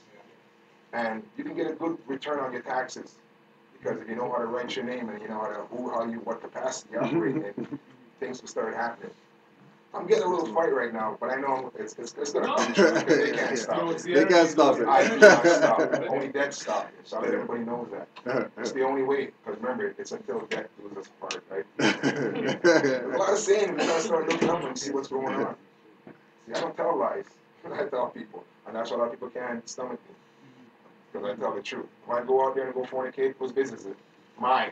Because we say at Jamaica, what? Mind your business. It's true, man. You have to remember enough of our culture, our ancestors, we have to remember, you know. And them I tell you things. Because sometimes I go up on the road and I tell people, I say, you know what, man? You know, I sound too much like a Canadian, man. I'm saying per se and all this and I have to do due diligence, man. It's like, I'm forgetting who I am. And, whoa, you just go over my yard now, in our ear problem, just far away, you know. I can't forget who me is. We know who me is. So basically, I'm telling everybody, you can act and do whatever you want. It's you. That's how you're going to sell it. And the day now, I just started waking up, so I just started going back in the gym and getting into fitness because really and truly, I'm not going to stay here. I want to travel the world and sell fitness. Because if you don't understand it and what you put in is what you get out. Because I tell people, oh, you're born with this. No. I've been saying since 1978, enter the dragon, and then I've been hooked. Okay? I used to do a handstand, walk on my hands, drop on my head, trickle on my face, people laugh, but you got to push yourself. You have to be the one that does it. It's good that we're all here together. We can learn from each other because I'm pretty sure there's a lot of people in here that can show me certain things what I don't know because there's a lot of things I don't know. There's a lot of things I do know. You know? Well, in business now, I started to learn business about this whole thing of this commercial garden is all about business. So I started learning. It took me a while because the first business I started doing was, my first website I had up was Rastar Oracle. The minute it went down, I see Rastar Oracle raping big technic members, raping white women in the States. Well, it's because of what I put out first with my words, it woke them up. When I was going to court, even the court lady, she started saying, hey, James, you know, you're shaking the building. And to tell the truth, my friend, when I started this, I didn't know. But I went in there and I had my affidavits typed up. I just started learning off the net. I typed it up. Oh yeah, any paper that's in regular size paper, 11 by 8, that's called communication paper. But if you want something to stand weight in court or stand anywhere around the world, you have to use the 14. And your bills, they're sent in there. They just fold it up nice and neat. It's all legal when they do it to you. People don't know what's really going on. But when you start waking up, I write them back things and send it to them. And I have fun with these guys on the phones. I used to sit there and put on speakerphone. Everywhere I go now, I record it. Even when I go through immigration. When I came back from Jamaica for a month, they told me that anybody that stays in Jamaica over a week automatically go through what I went through. They went through my suitcase, look at everything. I just told them, hey, listen, did you know that Canada has better weed than Jamaica, man? So I left all that over there. I'm coming back to I joke with them now, because everything's a joke to me. This guy says, no, man, you're so cool. I've never seen anybody record this. He thinks it's cool. I'm doing it for my own protection.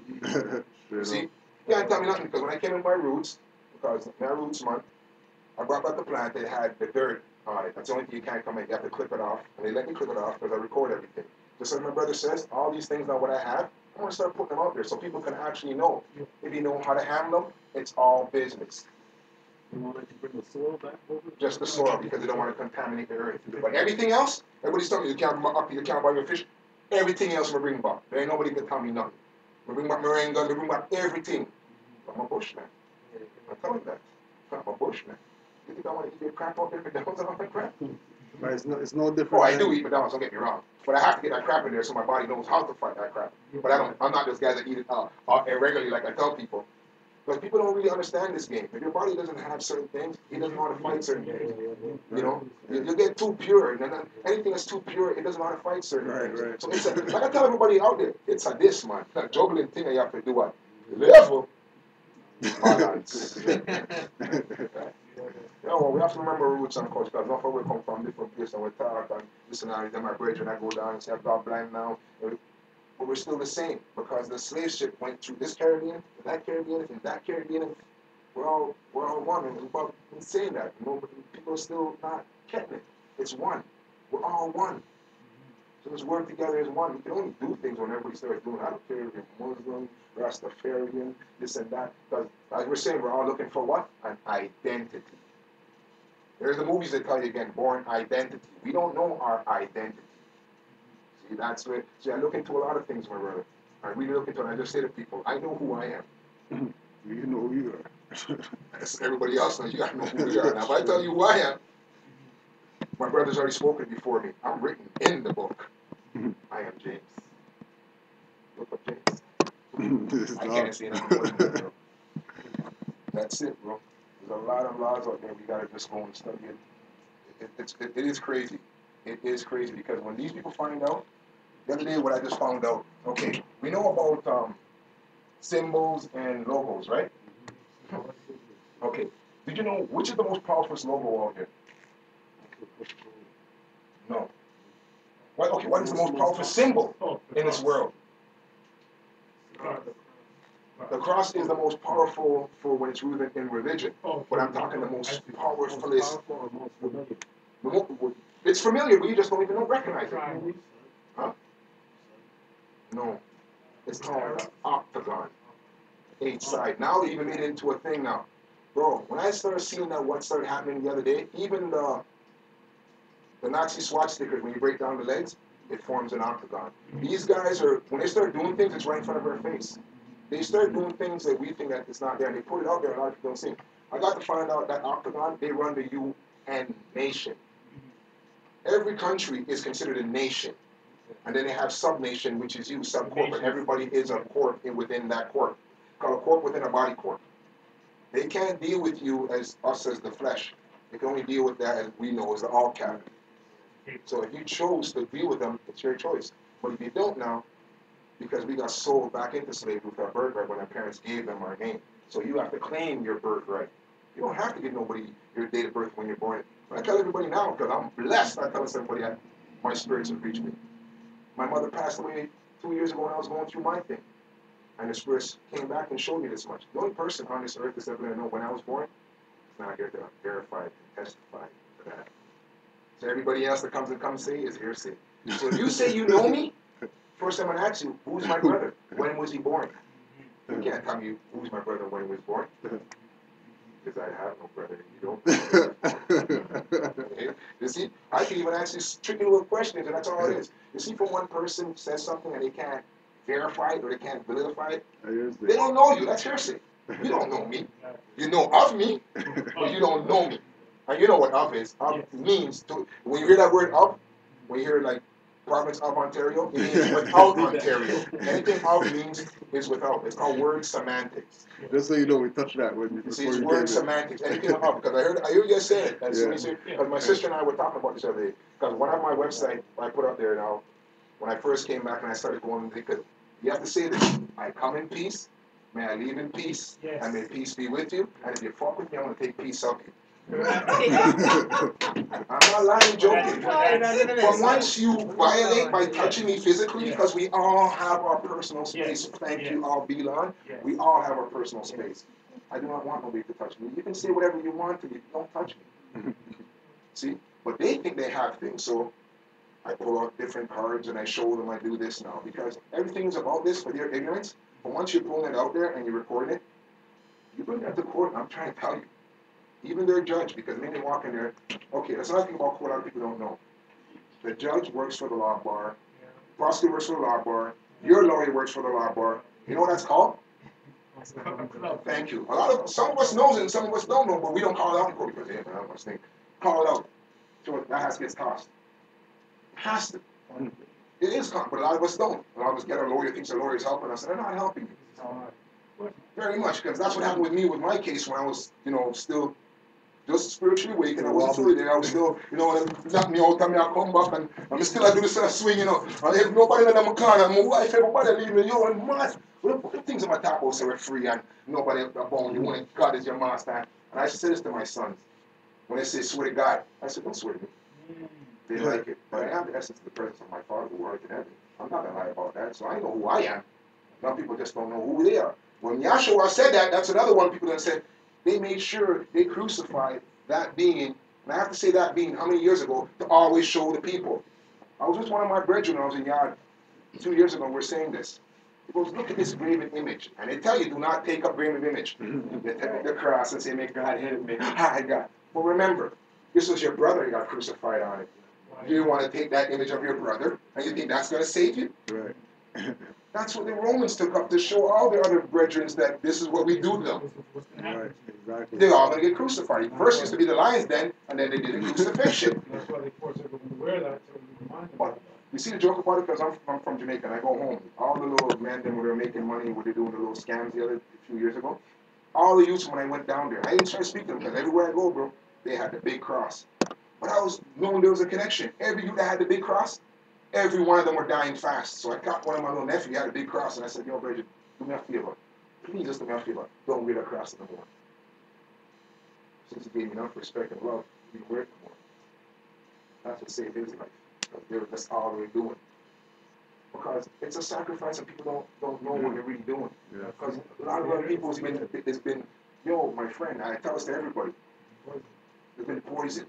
And we can't, and that's what we have to learn from our forefathers, because they didn't know. My father couldn't read and write, period.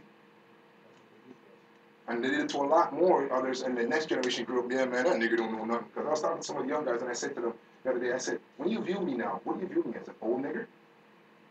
Because society would say we're all niggers, and you guys want to play into that parlay and participate, because all the Canadian rappers, they want to sound like American. Yo, yo, yo, what up, my nigga? What's up, dog? What you saying, man? Wait. You guys don't have an identity anymore? That's what I try to tell people. You don't have an identity anymore? Yeah. I said to my kids, when I dressed and I did things, I didn't do it because I was trying to fit in. I did it because I'm me, man. I'm like, well, me like this is weird. I'm not trying to fight with everybody else. Yeah. I'm the sort of man, like, I have dreadlocks, I'm going to reggae dance with cowboy boots and this and that on. Now people are laughing, I'm saying, hey, be careful. You know what about cowboy boots? You know it was a black man that made cowboy boots. For the master. You know it was a Spurs and Jingle Jangle. It was a black man that made that for the master. But you guys didn't know these things. But when you're a slave and you make a lot of these things, it gets taken away from you. The railroad switch, the real McCoy, all these things have been taken. Even the music right now is taken away from us. Who's the best rapper on the planet right now? Malcolm Moore. Well, Malcolm Moore, same kind of funny, but when they gave Eminem, the other day on BET, they had about the best rapper of all time, Eminem got crowned king. You guys got to really look at a lot of things I say to people. Yo, everything. Wait, the greatest rock and roll, the king. Watch this one. You don't say Elvis was a black man. Bro, he's a James Dean. I'm trying to show you what's going on. He had Lisa Marie out of one thing, but it's where the thing. A lot of people, if you go say that to them, it's gonna shh. That's one thing. Because look at all these things and all these shows. You see it now. You see these guys playing a straight role, this guy playing, and all these guys coming out of the closet. And I'm trying to show people it went back way when. You just weren't paying attention. Yeah.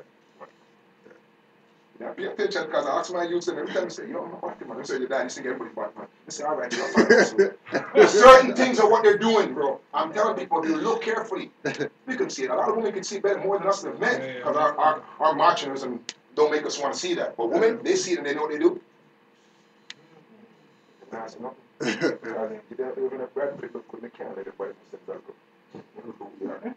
lot of these things going out there, bro. And it's holding down. And when you start talking up, you go in public and talking up, you're considered that hostile one. So there's a whole saying I would say, if you got nothing nice to say, lock it up. So the one where we can talk here, this college and that church, oh, they don't like it. They gave us that one church. We have to say a congregation, because we're a congregation, we're learning. Because it's word semantics. See? So I always say to people, this is a great place we can all sit down and learn. I never wanted a church, because I don't want to discriminate about anybody. If you have pimp, drug dealer, whatever you do out there, you make your money, that's your business. know how to do your business, because when the Fed starts coming, now you gotta go get a spy to convict you, and you don't know your business. Tell people.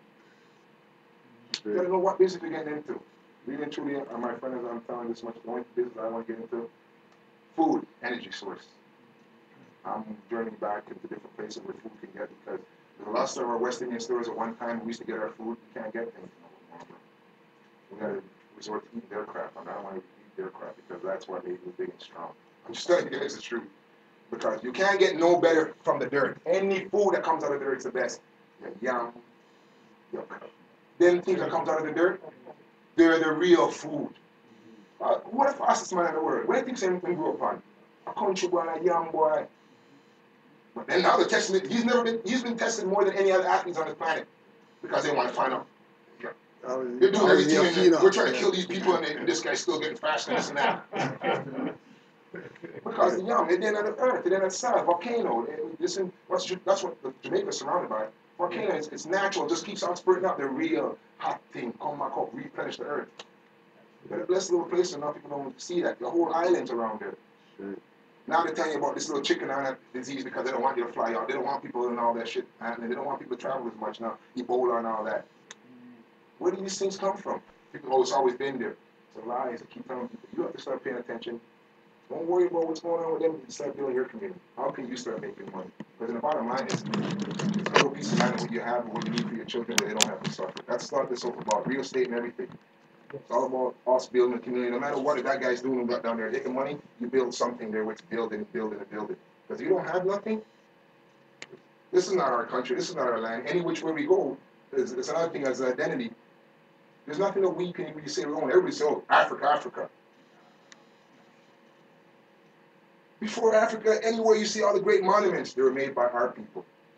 That's a known fact. I don't tell anybody. They might tell you different stories about their Indians and this and that, because that's the way for them to dumb it down. Everywhere I go and I look, I dig up deep. What do they call it? They call them the Mongolian hordes. Those are black Chinese. You see, they were so feared as warriors. They ruled. People don't really know the history. They're black Chinese. What's I tell people? You really go search up a lot of things, you'll be amazed. Aztecs. When you look back and see those ones with the big nose come on, no, they're really black men, but they're man, like, you know, black men, we go everywhere, Indian, black, people understand. I don't like to use that word terminology because that's color of law, black. I say the real man, the original man. Original. Everybody has a carbon copy. So you have to know who you are. See, all these things when I used to hear and I used to come to life, and when I started researching and seeing more and more, it's just the truth. I'm not lying to you guys. I'm not trying to build up putting that coloration and everything. From the darker it gets, they've done more. What's their matrix system is switch it upside down to turn it around like they're doing more, and they're the masters and they're doing everything, and we're just, yeah, man, my lawyer, he's a good lawyer, and he can do this and he can do that. And no, we got to start learning for ourselves. Even our own black people sell out. Yo, I'm glad to make it out. I don't care about them niggas.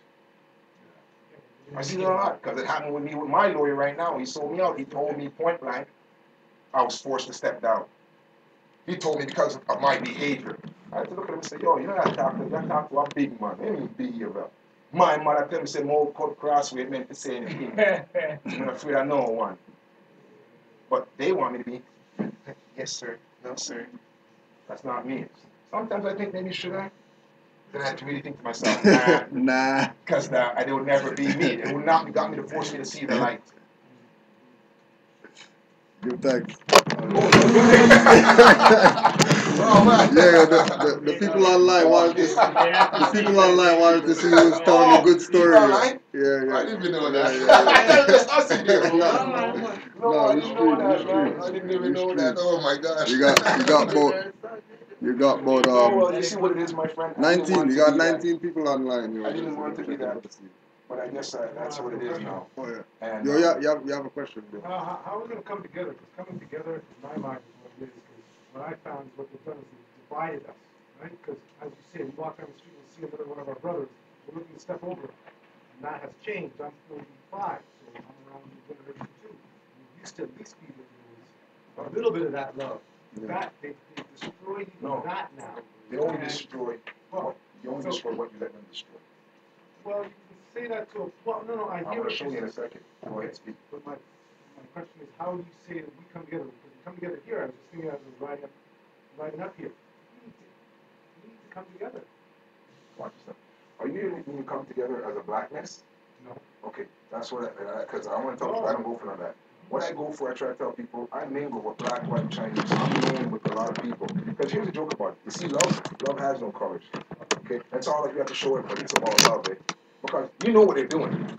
But yeah, you always hear them say, love your enemies. I don't really know what that means. Because it only really makes me stronger. We're the ones that try to suppress me. It's about giving them love that has to be reflected back.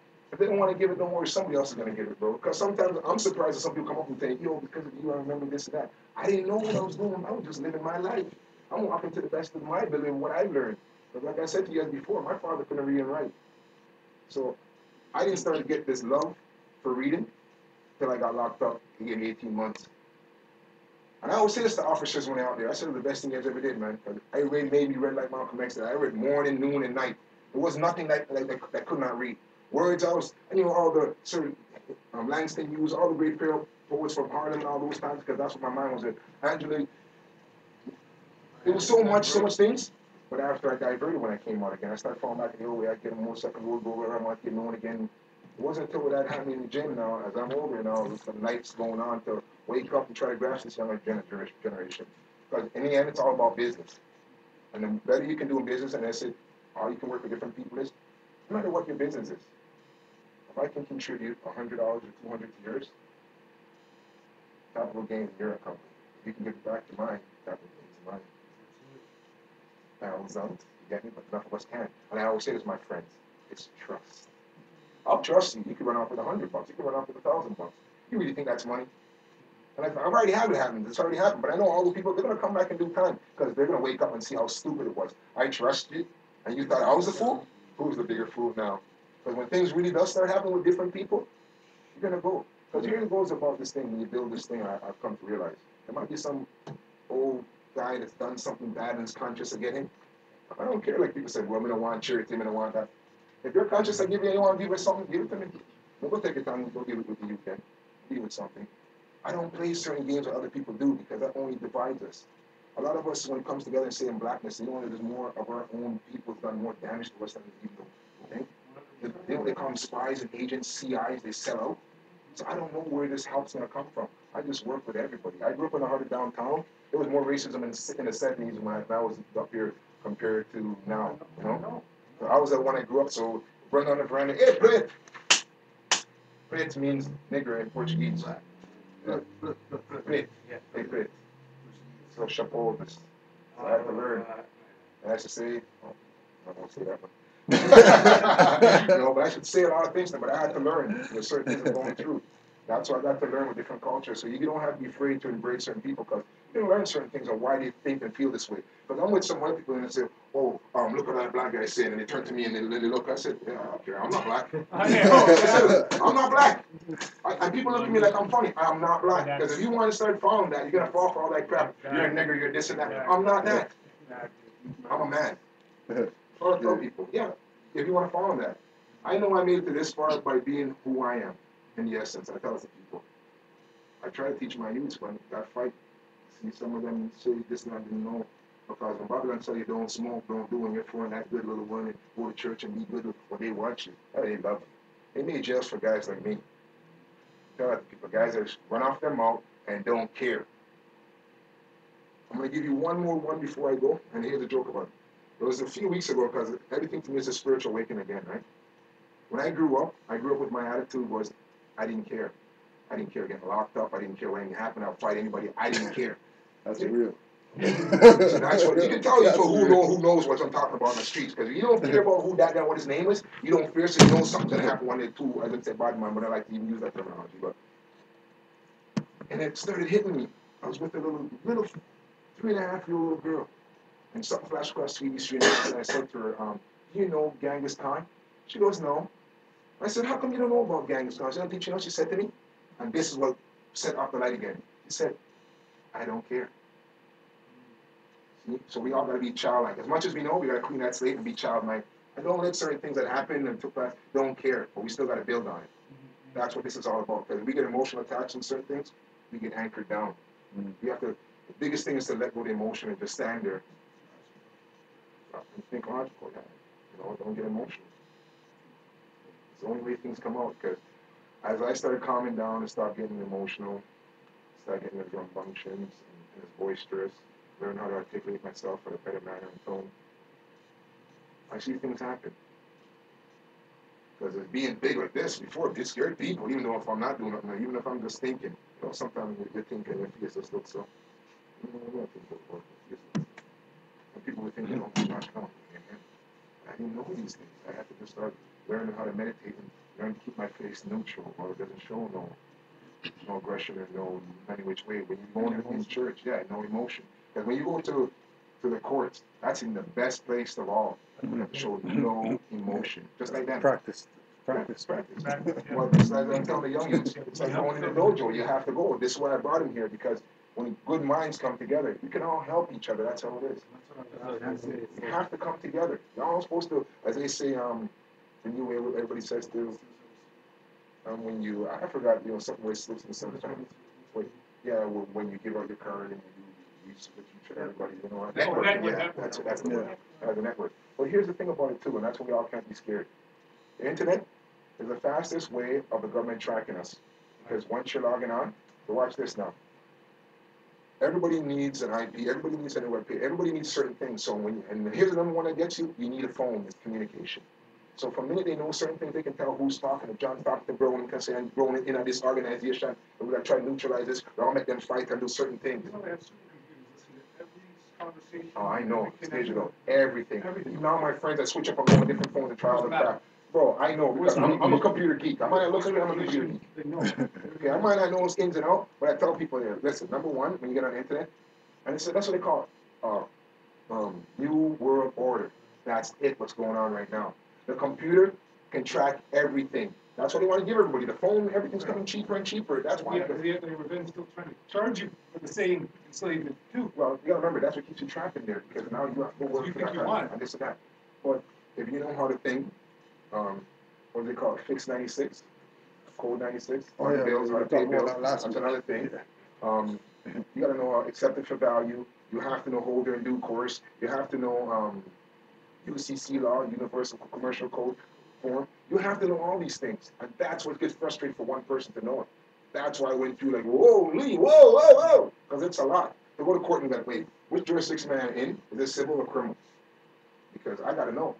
And if you don't know what you're operating. It's like me going in and saying, you're coming in to box me, and I'm going to wrestle you. We're both fighters, but something's wrong here. We got mixed up with the wrong rules. That's what took me a while to learn. It's the same thing about claiming your sovereignty and all those things, because we're sovereignty, we stand. But it's collective sovereignty, and we're under that banner of that nation, as I was saying. There's a lot I got to learn, and that's why I walk around and I say to people, I travel alone. My phone is going to record for me now, because I've asked friends to come to court. No, Bridget, no. This is not scared. He's a man that said in my shot out, you know what I said? Yeah. Big Great gun. actors to everybody else, but when they come to court, they can't do it. Yeah, they're not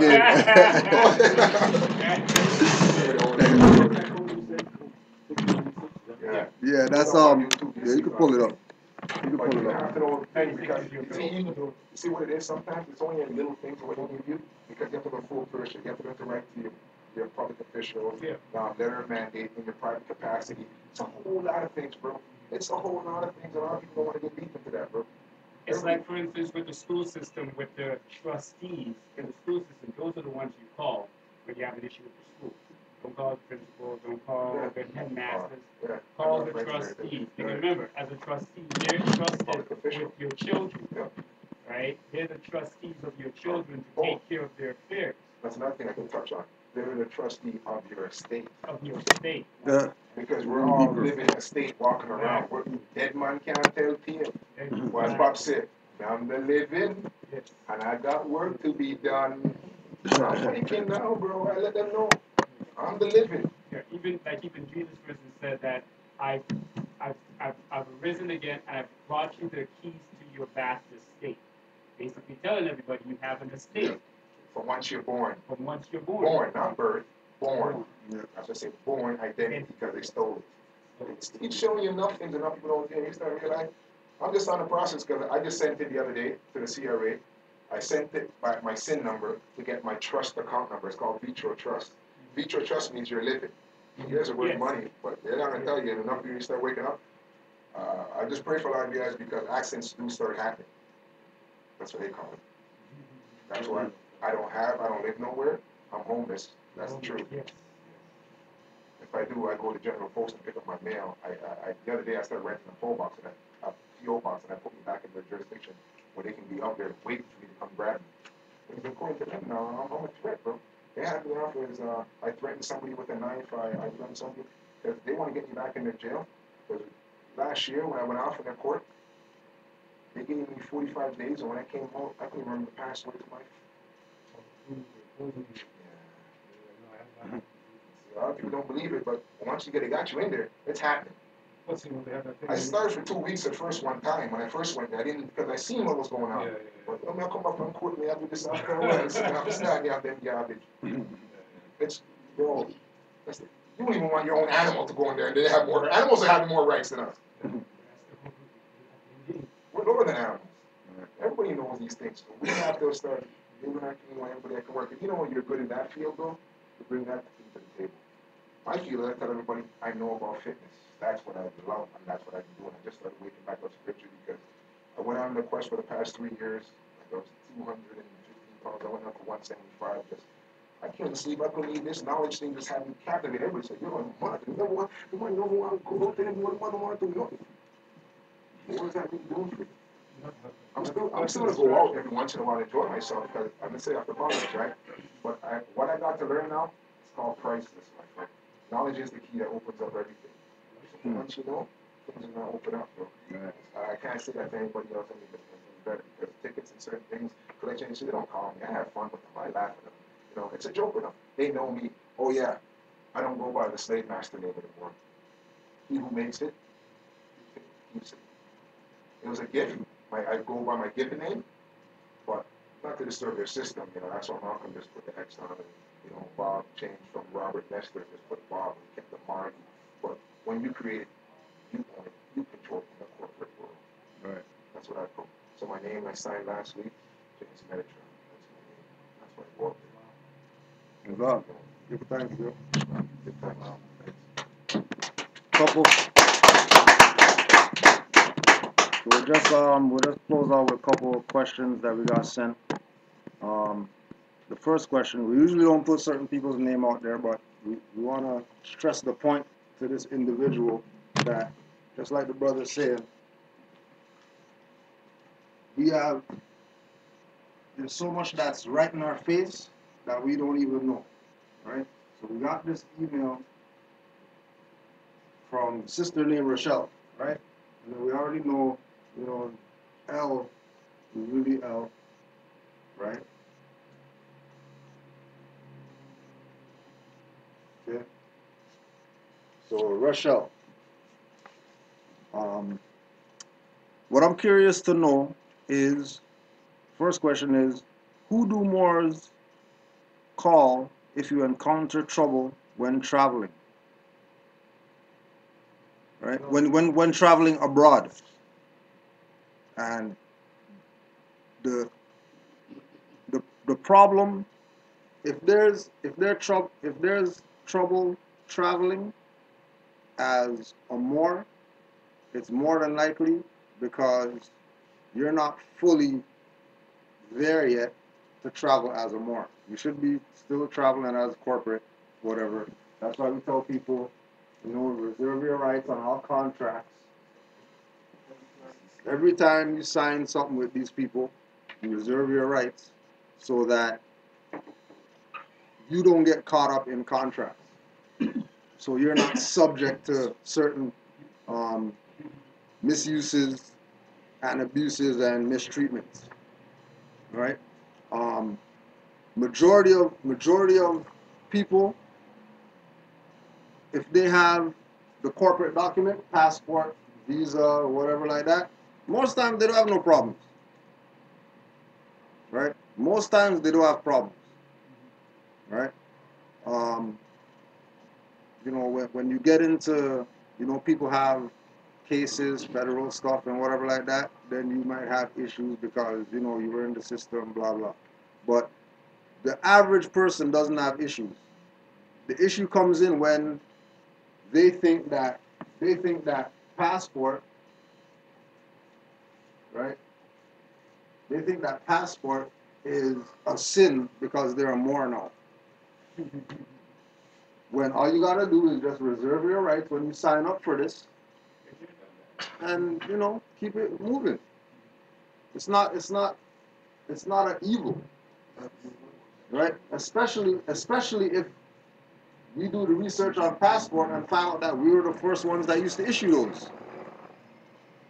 Moors were the first ones that were giving passports to people. Well, that goes with the term when they say, let me see your papers. Right, right. Let me see your papers. It's not necessarily any hindrance on the individual at that second. It's like, who are you? They want to know who you are. It's not a matter that they want to like hurt you or whatever. It's just more or less, who are you? And the paperwork, in a sense, anciently stated who you were, and you were able to move forward with that. So it had nothing to do with it. There's nothing wrong with it. Because like we were saying at the beginning, we're under occupation. Yeah. So, you know, certain things aren't flying. You know, occasionally they might let a Moor go through, you know, with nationality card or whatever. But they're not letting all these Moors go through here with nationality cards, talking about, you know what I mean? They don't have a passport and they don't have a whatever corporate document. You know what I mean? Same thing with taxes. You know, you go spots, they might not accept the stuff. You know what I mean? Is that because of lack of communication with them? I look at it like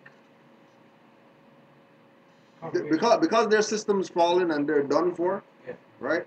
Anything that we do as far as Moors is gonna make them die more, right? So if we start going and showing nationality cards and we start sending them letters and all that type of stuff, I mean, yeah, they have a obligation to respond, but they're corporate. They're not nobody that we need to even put on notice because they're not really the government or whatever like that.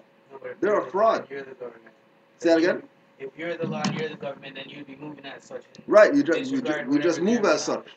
Yeah, we just move as such. But again, you know, half the reason why you know people have, or Moors per se, have problems is because Drew Ali came, dropped this stuff 1913. We're just getting on this 100 years later. We should have been had our own everything already. Right. Sorry. Yeah. Yeah, because everywhere I go now, I found it easier to actually call them ahead of time. Yeah. To let them know I'm coming. Right. So when they come, I guess. Right. When they say, okay, well, hey, Captain, everything like that, whatever, and there's no problem. Right. You know? Right. So I put them on notice ahead of time. Right. But you know, when you put them on notice, like here I go again, you're back in the commercial world. How everything comes down to business. This whole thing, I don't care about nationality where you're coming down because when you start traveling, passport and everything, it's all about UCC. It's about commercial. So you have to know how to navigate according to them your ship. Because when you're on land, you are that sovereign state, according to them. But once you're navigating out there, even though what I told you as my unit, that's a corporate name. So anybody that's even using it, my rights are reserved. And they have to pay their owner. They have to pay me. I own it. Who's going to say they own it? Who has rights more than me? They stole my identity. According to them, my mom gave it to them. They tricked her into it. But now this new name, that's enough people don't want to get me. Okay, watch. I have one more I want to drop to you. This is the real size of the Jews, but I seem to overstand it as. He was born Mitch Wooly Michael. Wood Tafari Wooly Michael. Yeah. When he was coronated, that means when he became known about corporation, he changed that nobody has no jurisdiction of Hail Selassie. He who's king on the chess game of life rules. There's no higher than a king. So if you want to claim it, I'm just going to tell you what can happen to you. You know what I mean? That's why they gave Jesus king of the Jews and certain things. Because when you're a king, a queen can't talk to you. King is the highest, even an emperor. You're a sole ruler. That's what I'm telling you. This whole game is about commercial. And it's your title, not your labels. We can all say we're labeled this and labeled that. It's your title. That's what I'm finally trying to find out. It's all about every title, what you put in front of your name. That shows you where you get. Because in this corporation, the lowly body ones don't know. It's the honorable one. It's in the Queen's private council where you get things that go to fly by. Because they're the government of the government. Nobody don't know about that. There's a lot of things that go, so you have to speak to these people in their private capacity. And I've seen some people have gotten things done. I'm finding out, you know what? As much as you want to put up knowledge to wake up some people are doing it only to promise themselves, not to work with others. Right. And that's what I believe me, I've given a lot of free stuff. Now I'm just finding out who do I really want to work with. Because I don't want to fight with you. I want to know I can leave you tomorrow, man. We make 100 grand, you're still going to bring me my bread. You're not even looking to steal nothing because it's all fake anyhow, man. There's no value on my, nothing at all, nothing that backs it up. It's a credit system, like I just heard my brother say. It's a ledger and a banking. You do your debit side, the public does the cash side. You know how to do the ledger side? Like I know how to do, because I've already gotten certain little things done, not the way I want it. I'm still learning. Okay? Because I'm learning right now to start doing international money orders. Because it's an order. And who issues order is the control. Who gives the order is the control. I'm not governed by nobody. God governs me. So who gonna tell me so I'm doing wrong? Who's telling me I'm doing fraud? Because everybody saying it's fraud. They did fraud to get the fraud now. So nothing. This is what my mother used to say. God, no, my teeth for my teeth. No, for our ancestors, I have to listen, man. I have to follow. I pay attention and study and see what's going on. You know, when people used to say be conscious, now these are times you really have to be conscious. The real deal. Now I know the essence of the word conscience. There is no slipping and saying, yo, young girl, because we're at war. That's why they try to get you subconscious so they can try to control you. Control your conscience. Well, you know what's up with a lot of girls that's subconscious. It ain't women weed or certain other things. The things that are just temporary satisfaction that people don't get it. But in the next 20 years, we're still studying or still going through this up and down economically. It's a problem because they only tighten up their grip. Because I go to the bank. You know why a lot of our people can't even get loans or anything like that? Because there's a special rule in the bank that's called just red carding. Black people do not get loans. They don't want us to make it economical. So we have to go do a little hustle. Most of the people came here in the 70s. You know, most of the people, how they built up back then in the 70s? And most of the people used to throw what? They throw it around after they get my money. They can go buy them homes and do things. That's how people got to move out together. This generation. Yeah, they don't work to get. They don't work to these things. I tell people. There's some things. Because I'm a 70s child, so I see some. Susu. Partner. That's what I know as my country. Partner. See? And that's how a lot of us got to build things together. When I was a youth growing up, we used to come together. We all used to go all the way on barbecues to African night safari, this place, and our children got to know each other. I don't see that happening. Yeah. I can say to some of my brethren, some of the youth that I look at and say, yo, I want to run a boat. I say, what's a boat?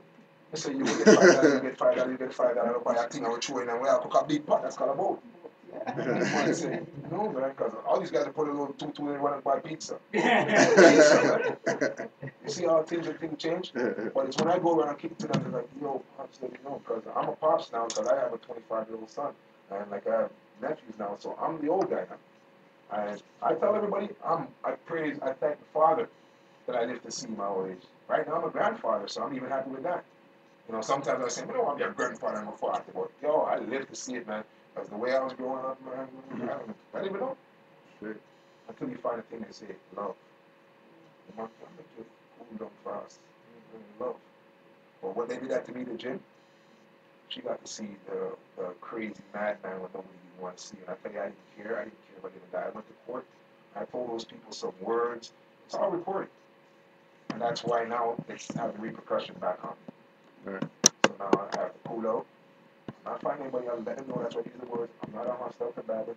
I'm insecure, right? I come in peace. I come in peace. I come in peace. I have to say it 3 times because that's the spell. Everything's about spellbound. So I've started to learn these things too.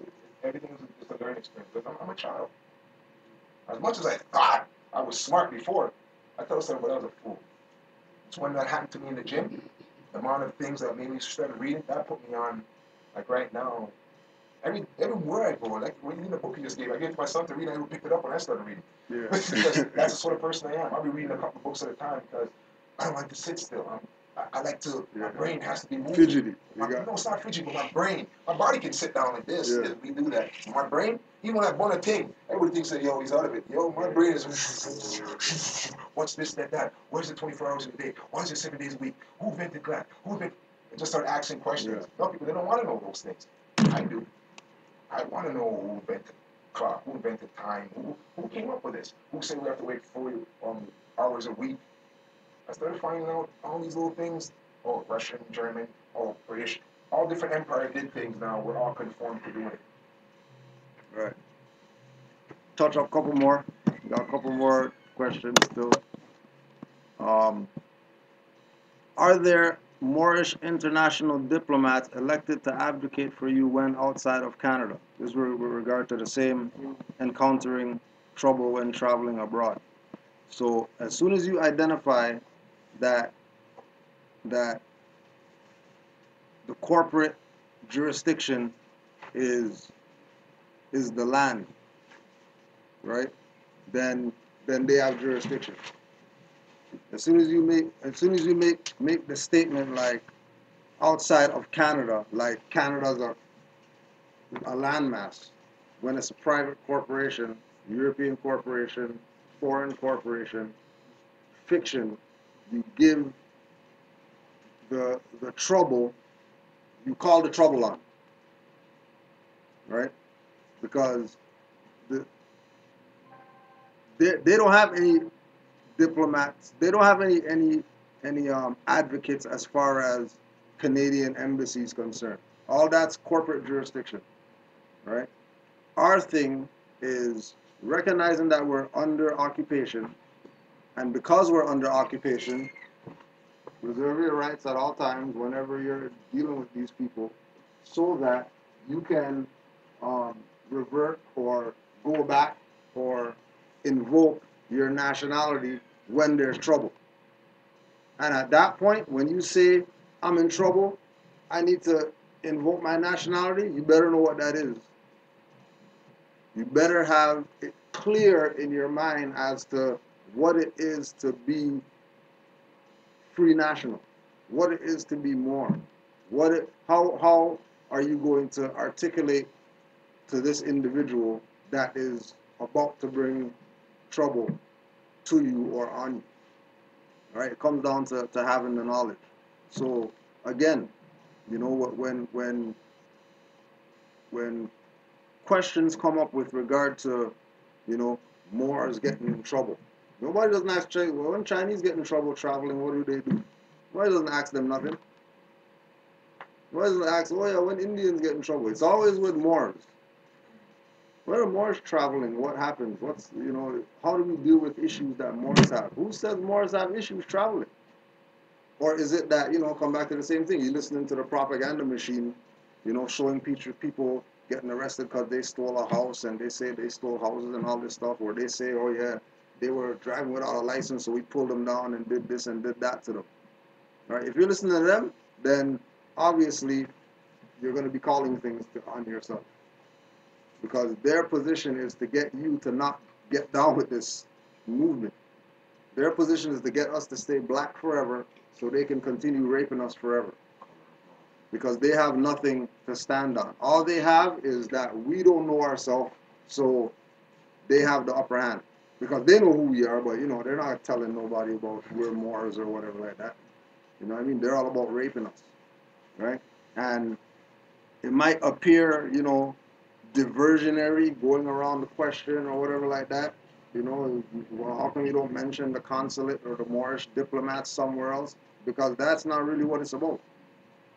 You know what I mean? It's really about, do you know what's going on?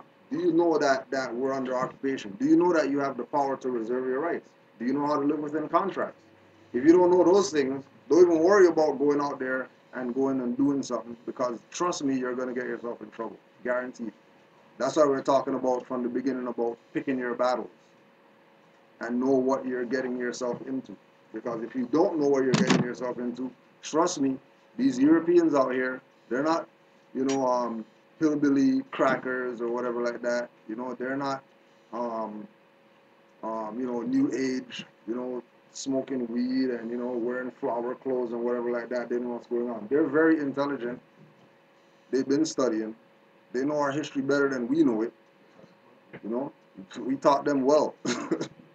We taught them very well, right? So we have to, you know, look at this thing from the right perspective. And the issue is that we get ourselves in majority of the trouble that we're in. It's not them, right? We're the ones that draw that trouble to us. And then when it comes, we don't know how to deal with it. We burn down our own stuff. And then we're mad at that. Because now, you know, people have nowhere to go shop now, and now they're mad. Somebody's racist against them. They show it to the world, saying, Right. look, this is how these. Look at how these people, guys act or acting. whatever, right? That's what they do. They just shine the light on us when they start doing these things. Right. They'll catch it. Right, right. Oh yeah, that's the biggest thing is And, insurance. and remember that half those people who stuff burned down, you know, they don't got no insurance. So they lost everything. They don't have anything to go make some claim or whatever like that. They lost everything. They had base minimum insurance. And they lost everything because some people, you know what I mean? Yeah, the landlords, they got insurance, but the renter, you know, they don't got nothing. They're done for. They just lost everything, right?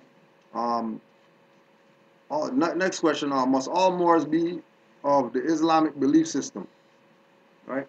When you hear Moors say Islam, don't ever connect this to running around a square, kissing stones or whatever, going and doing salat and all this type of stuff, go to the mosque 5 times a day. That's not right. That's not what our Islamic is. Our Islamic is not that. So there's no comparison. You know, there's Moors that are occultists. You know, you're gonna go online, you're gonna look up Azariah Bey, right? They put some rituals on you out there because he's a Moor and he studies. That's what he studies. He doesn't do Islamic or nothing like that, right? Research Moorish Jews of Harlem. They weren't doing no Islamic nothing. They were Jewish, right? Yehudi. Buddhists. Buddhists are Moors, right? That's why, you know, you got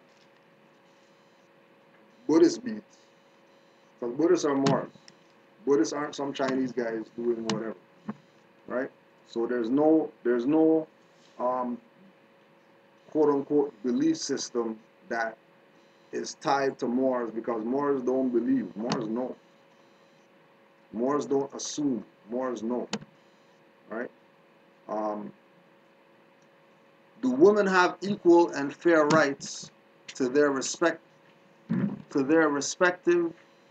male counterparts, right? The Moorish movement deals with, just like brother was saying, balance. There are no big eyes, little U's, you know what I mean? The only perspective that we tip the scales is recognizing that only woman brings people here. Like, man doesn't bring people here. The only avenue that seed is going to come through is through the feminine, through that stargate called womb. And men don't have wombs, so, you know, we can't even make argument about we got some power or something like that, right? So, yeah, there's equal and fair rights, but, you know, it's from the perspective of recognizing that, you know, the matriarchal position, the Amazon woman perspective, you know, they have no men around, but they went and destroyed all these other nations or whatever, trying to invade their stuff. But there was only women that were in that. And none of them were dykes or whatever. None of them were gay. They were warriorous females. You know what I mean? Right?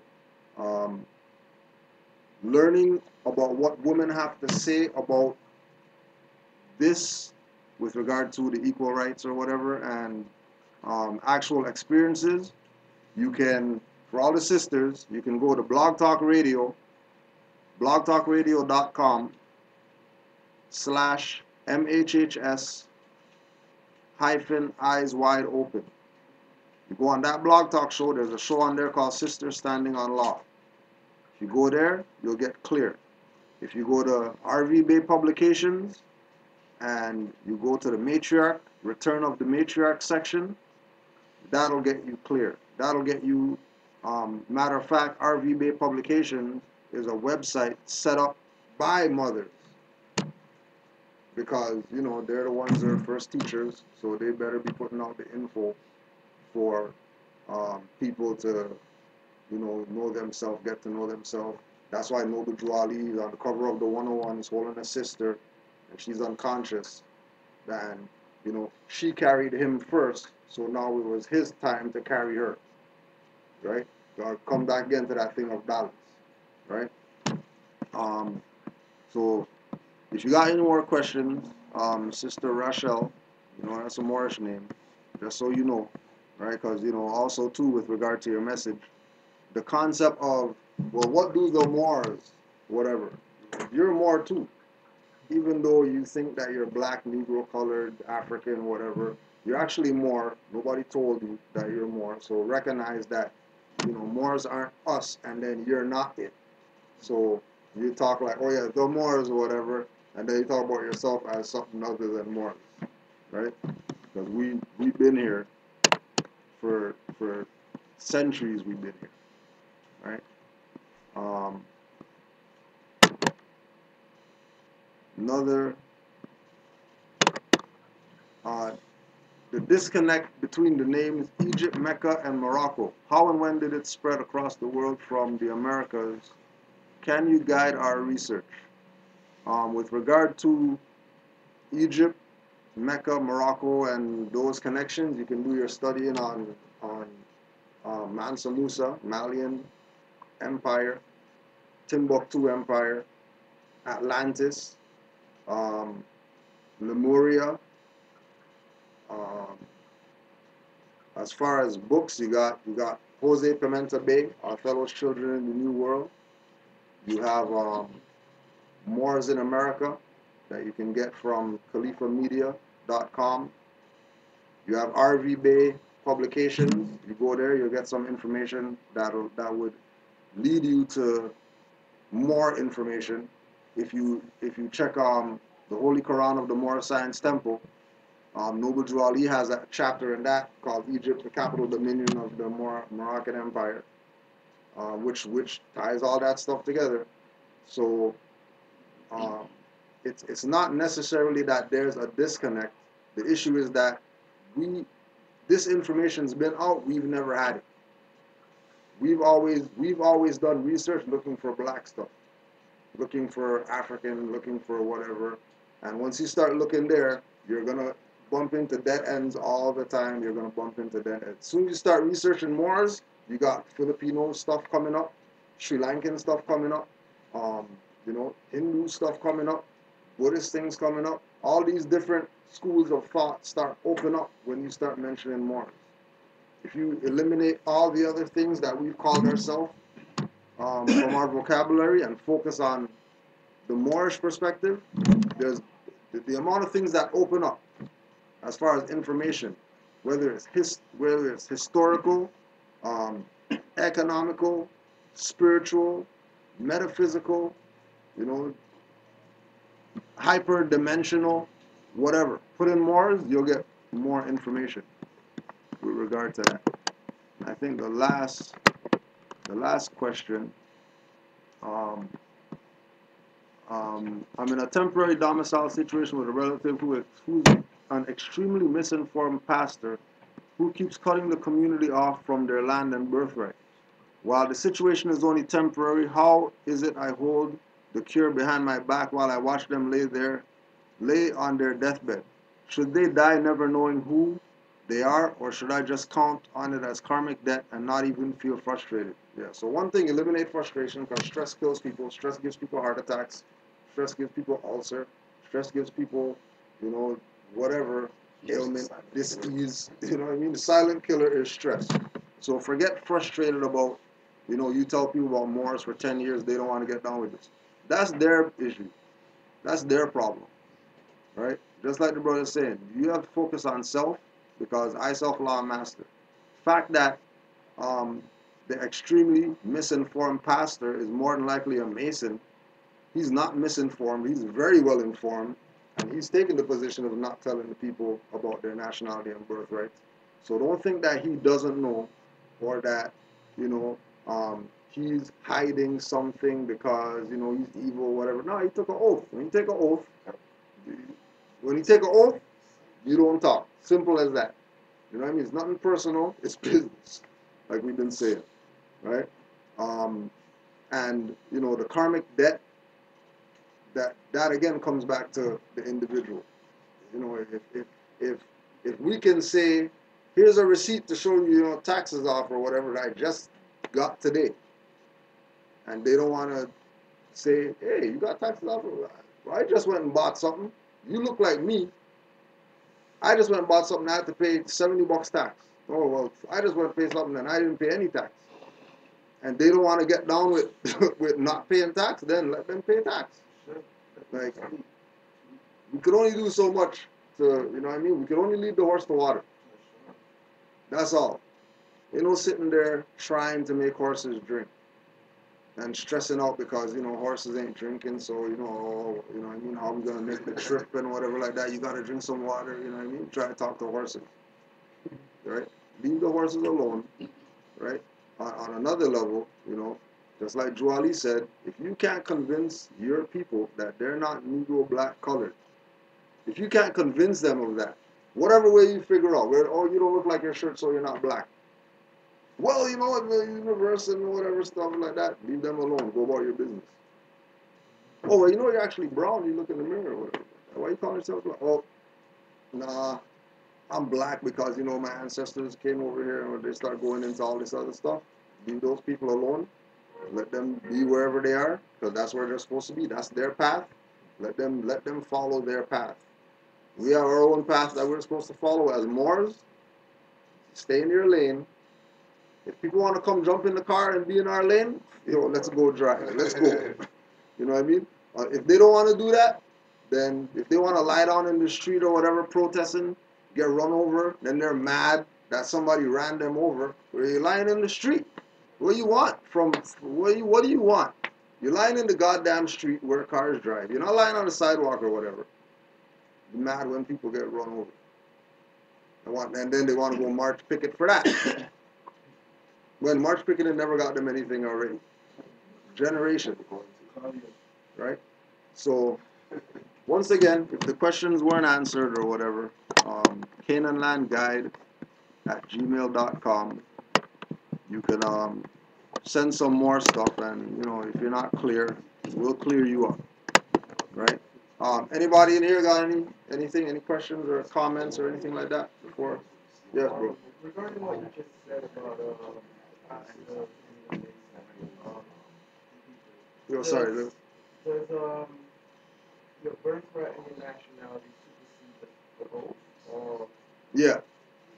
because I was watching a Buddha Yeah, I was just gonna tell you about going on his website. Right. If you're there already, Yeah. Okay. Yeah, I just that's- wanted, that's the clarification. perspective. Yeah, Birthright does supersede any yeah, oath yeah. that you've taken as a Right. The issue is that the Masons think that the Europeans putting them on because they think the Europeans have some superior knowledge or whatever or something.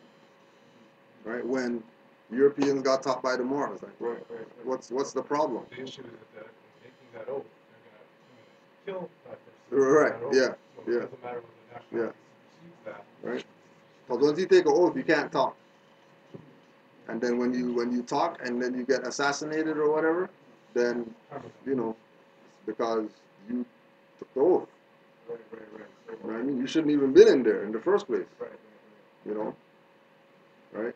Also, too, remember that with regard to the quote unquote masonry perspective, that the only legitimate quote unquote masons in North America or the Americas is the Prince Hall black guys because of the charter.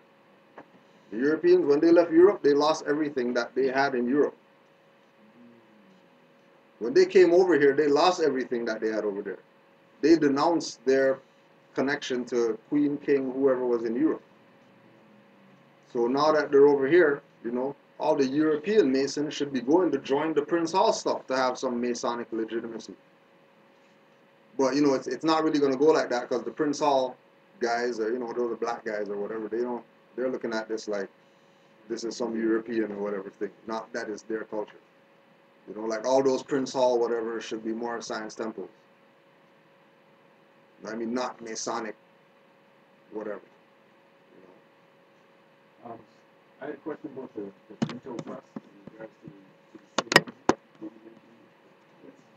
So in vitro trust, anytime you decide to give back your SIN number to the government, it takes about 6 weeks. I'm on the 6th week now, so I'm waiting for them to give me my trust number. Your trust number basically it makes you a foreign bank, and you can do anything with the banks can do snapping. That's how you're supposed to pay your bills. Because normally, accepted for value, you're supposed to send in to your Ministry of Finance, and they're supposed to take care of it when you give them the mandate.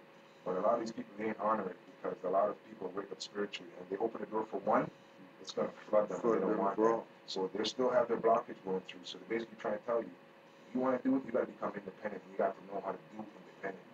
Because that's what it is. You're your own government. You're your own, because a state means a state. And that's what it means. And you own a state, you got government, you got this, you got military, you got everything. And you got to be the defender of your own state. You got to know how to do everything. And believe me when I tell you, it's very overwhelming. know? Right?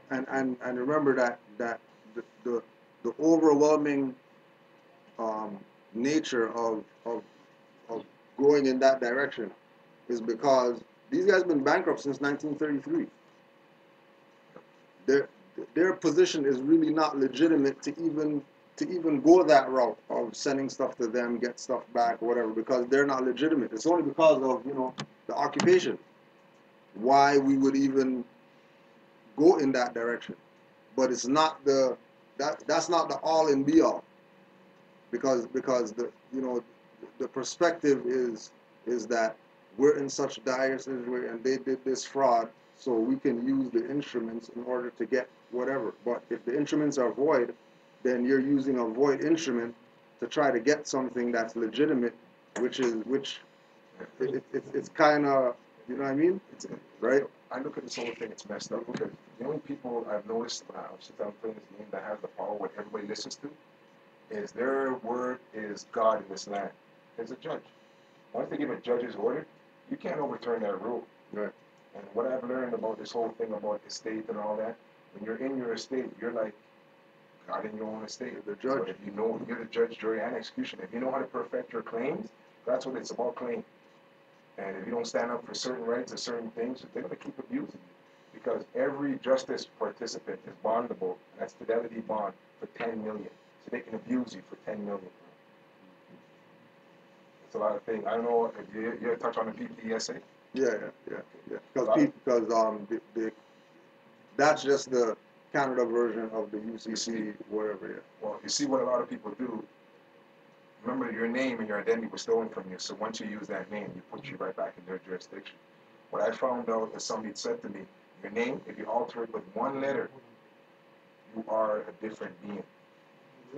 Yeah, everything. You have to remember, when the paperwork go in, it can't be wrong by one letter, because if that is, it's in default. So it has to be right. I've caught a lot of paperwork, even with tickets and everything. When they send you it, they'll send one of the driver's license number wrong or something. But a lot of us, we're so caught up, we even miss that. Even though the whole picture is not you, but it is your character. That's what it's called. And it's called character assassin, because when they assassinate your character, you can't go out there, you can't get credit, you can't get this. No, you're this bad guy, you're a terrorist with that group because they character assassin you. So they put you out there for the world to see it and say, you see what I mean? Here's a criminal record that shows up all you. So everything what I've come to realize that you have to clean up your image and know what the character, what you're using, and how you're playing to go through. Because remember, the only person that can stand up and tell the truth is the living man. They're liars. They'll never stand up and tell the truth. They're already sworn an oath. On multiple levels. If they come up and tell the truth, they'll die. They know that. The minute they swear the oath, they know that they'll die. But then they'll get, you know, they'll get Steven Spielberg, you know, George Lucas, whoever, make some movie, and they'll put the truth in that. Yeah. Oh yeah, that's right. That's only in order to, you know, kind of slide by the oath, right? But then, you know, everybody thinks that's a movie, it's fiction. So, you know, we're not listening to that. So, you know, Lucy's telling people, you know, open up 100% of your brain or whatever. But they're, oh no, that's just a movie. You know what I mean? Movies have a lot of insight. You just gotta go read, That's read, the watch I think it. it's You that's have to the, know. I was watching that movie, Stallone with the locker. Yeah. The locker room. They were talking about they were off the coast of Morocco. Jurisdiction and all that. For the whole yeah, time. law and Yeah. everything. Yeah. They had the prisons right on the ship. Right. Yeah. I was like, Yeah. look at this, man. Yeah. Yeah, they tell you things in movies, man. They tell you, man. So yeah, yo, if that's it, Islam to all the Moors online. Peace, love, and hotep. Friday nights, 7 to 9. Yeah, Friday. Right. Friday, 7 to 9. Saturdays, 12 to 4. And Sundays, we're here, 4:30. Yeah, so next Saturday would be the 13th. That we're The next Saturday, yeah, it's the 13th. Yeah. Next 13th of December. the next Saturday is the 6th. Yeah. So the third, so the Saturday that we're here next is the 13th. Right. Yeah. Right. And also too, don't forget 12:30, right? yeah, 12:30, yeah, for the second round. Don't forget as well that this is our you know, nationality. This is our birthright.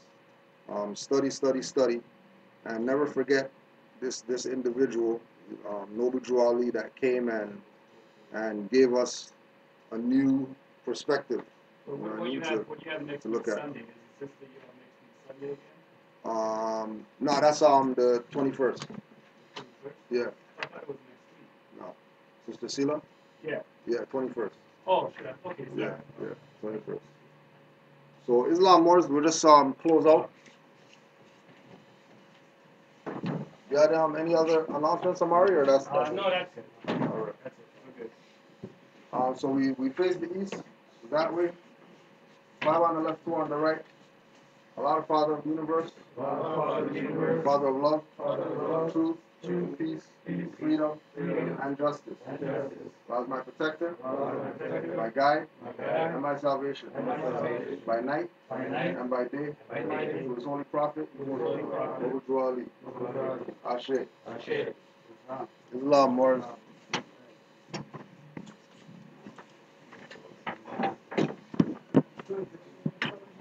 Yeah, I ordered it on eBay.